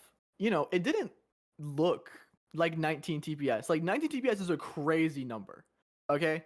And so it was confusing to me that I saw 19 TPS and it didn't seem that crazy. And then when I heard about sliding, I mean, like I said, I knew about it. I knew it was kind of a thing. It was very frustrating to the people that I knew about, like from the 2 solvers perspective. But it's fine. Surely the WCA will come to a decision quickly. Yeah, this is going to take a while, but hopefully it will be resolved by the time the North American Championships and the European Championships roll around. After June 22nd, the next competition weekend rolled around. And there was nothing. I mean, it's fine. The decision made by the WCA would have implications that couldn't be evaluated in merely 6 days. No matter what decision was made, someone would be mad. If Yiheng's average was disqualified, this would satisfy the greater community, but would anger Yiheng and his coaches. And considering Yiheng's influence and status as a world record holder, people would be forced to listen to his opinions, creating minor rumblings in the community. So it was important to tread with caution. The WRC, the Regulations Committee, which is part of the WCA, would have to make the decision, but due to the weight of the matter, their approach would have to be greenlit by the board of the WCA. The WCA had a couple of paths that they could have taken. One of them would be to be very clear on its stance on sliding and penalize the average. It also had the path of being very clear on its stance on sliding and not penalizing the average. This process, though, was behind closed doors. The public couldn't know what was going on, so while they made their decision, all we could do was wait. So we waited a bit more. The weekend of North American Championship 2024, nothing. The weekend of Euros, nothing. Although this decision was important, some were calling for the WRC and the WCA to at least send out some statement, possibly commenting on the decision. I understand the concerns within the board and the fact that we are a volunteer-run organization, that we can't really get to these matters like immediately. I try to give some leeway in that. The fact that there's no communication there is really what frustrated me and I think a lot of other people. But it started to become clear that there would be complete radio silence from the WCA until a final decision was made. At this point, people were starting to get agitated. There was an argument to be made that the longer it took indicated that the WCA was reviewing the decision carefully. But at this point, 2 continental championships had occurred. That means a combined total of almost 2,000 competitors had gone to these competitions with very high stakes and large prize pools. And for all they knew, Yiheng's world record still stood despite discussions over the legality of the record behind closed doors. Did they make a decision already? Were they still in the process of making a decision? Maybe they were proposing something big, something that could change the WCA and the way we time solves. They had opportunities to discuss how we're going to use video footage in the future, if we're going to allow frame-by-frame playback, if we need to be full-time, visible to human naked eye at full speed. There's also issues of prevention. So instead of just awareness, there is active, proactive prevention, such as using 4-pad. On G5 timers, the little thumb pads at the bottom that are used only for cup stacking currently can be used to help prevent this sliding technique. You know, when you think about it, it's like, oh, well, the decision on sliding is not, or the decision on 0.78 is not just, oh, is sliding legal, is sliding not legal? It's potentially, do we completely overhaul the way we do times? Like, do we switch to 4-pad? Do we lock ourselves into speed stacks patent for like the next 20 years? Do we try to like switch to another timer system? Do we try to get a new timer made? So like, it made sense to me that there was a lot of time being taken for this decision to be made, because obviously it's not just, does 0.78 stand? You have to figure out how you're going to regulate this type of issue. But these theoretical conversations about changing the WCA were all speculation and rumors. The claim that these discussions were happening could not be backed up by any substantial public evidence because it simply did not exist. There was no public communication from the WCA to the greater community. And for all you and I knew, the WCA could have been plotting anything. There was nothing we could do other than wait. The month of August rolled around. Nothing. Labor Day weekend. Nothing. The month of September is starting to come to a close, and the community is only becoming more agitated. You're hoping to hop on that new $9 million water slide when Waldemere and Waterworld opens up in May. You may be a bit disappointed. It seems construction is running a bit behind. At this point, the world record was still standing. but there was no response from the WCA. Obviously, 3 months is a very long time for a decision to be made, considering North American Championships, European Championships, and Australian Nationals, of which Yiheng was in attendance and competed in 2x2, and over 600 competitions had occurred without any official word on the world record. This created two schools of thought. Those who were discontent on the length of time the WCA was taking were now becoming mad and would express said discontent on various forms of social media, while those who were not knowledgeable about the situation would make assumptions and claim that sliding is legal. They would go on to say that Yiheng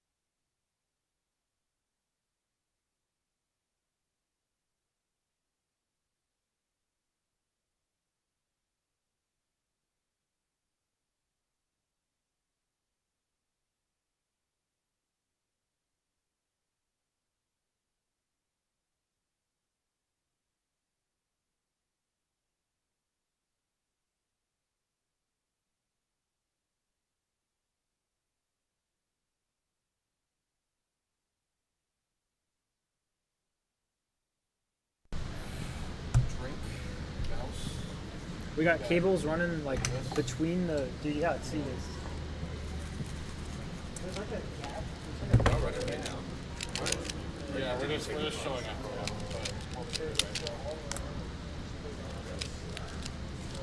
Actually, people viewing still. No, not really.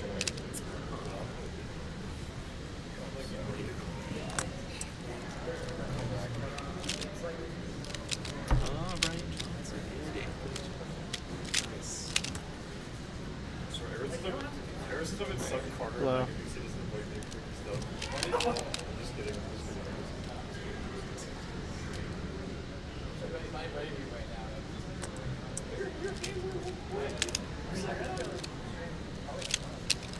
But actually proves something. If I walk in, I get remorse.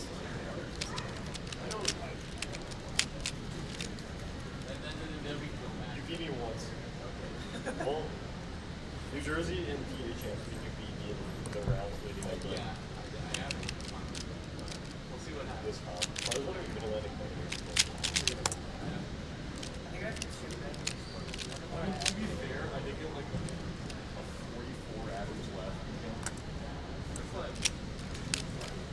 On days I am. When I'm at work in the Marshall Breaker, I can log in and get like a 36.5 average. Just like I got a 35 on that. My PD average.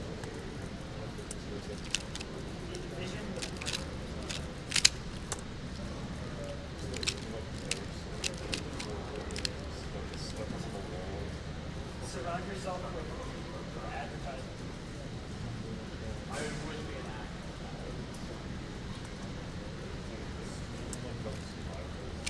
Oh yeah.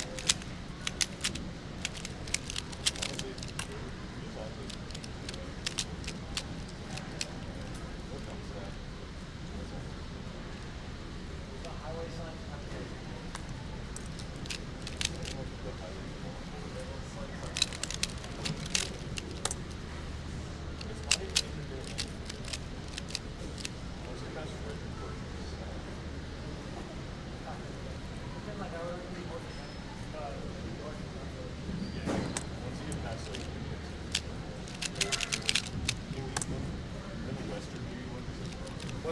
What's first?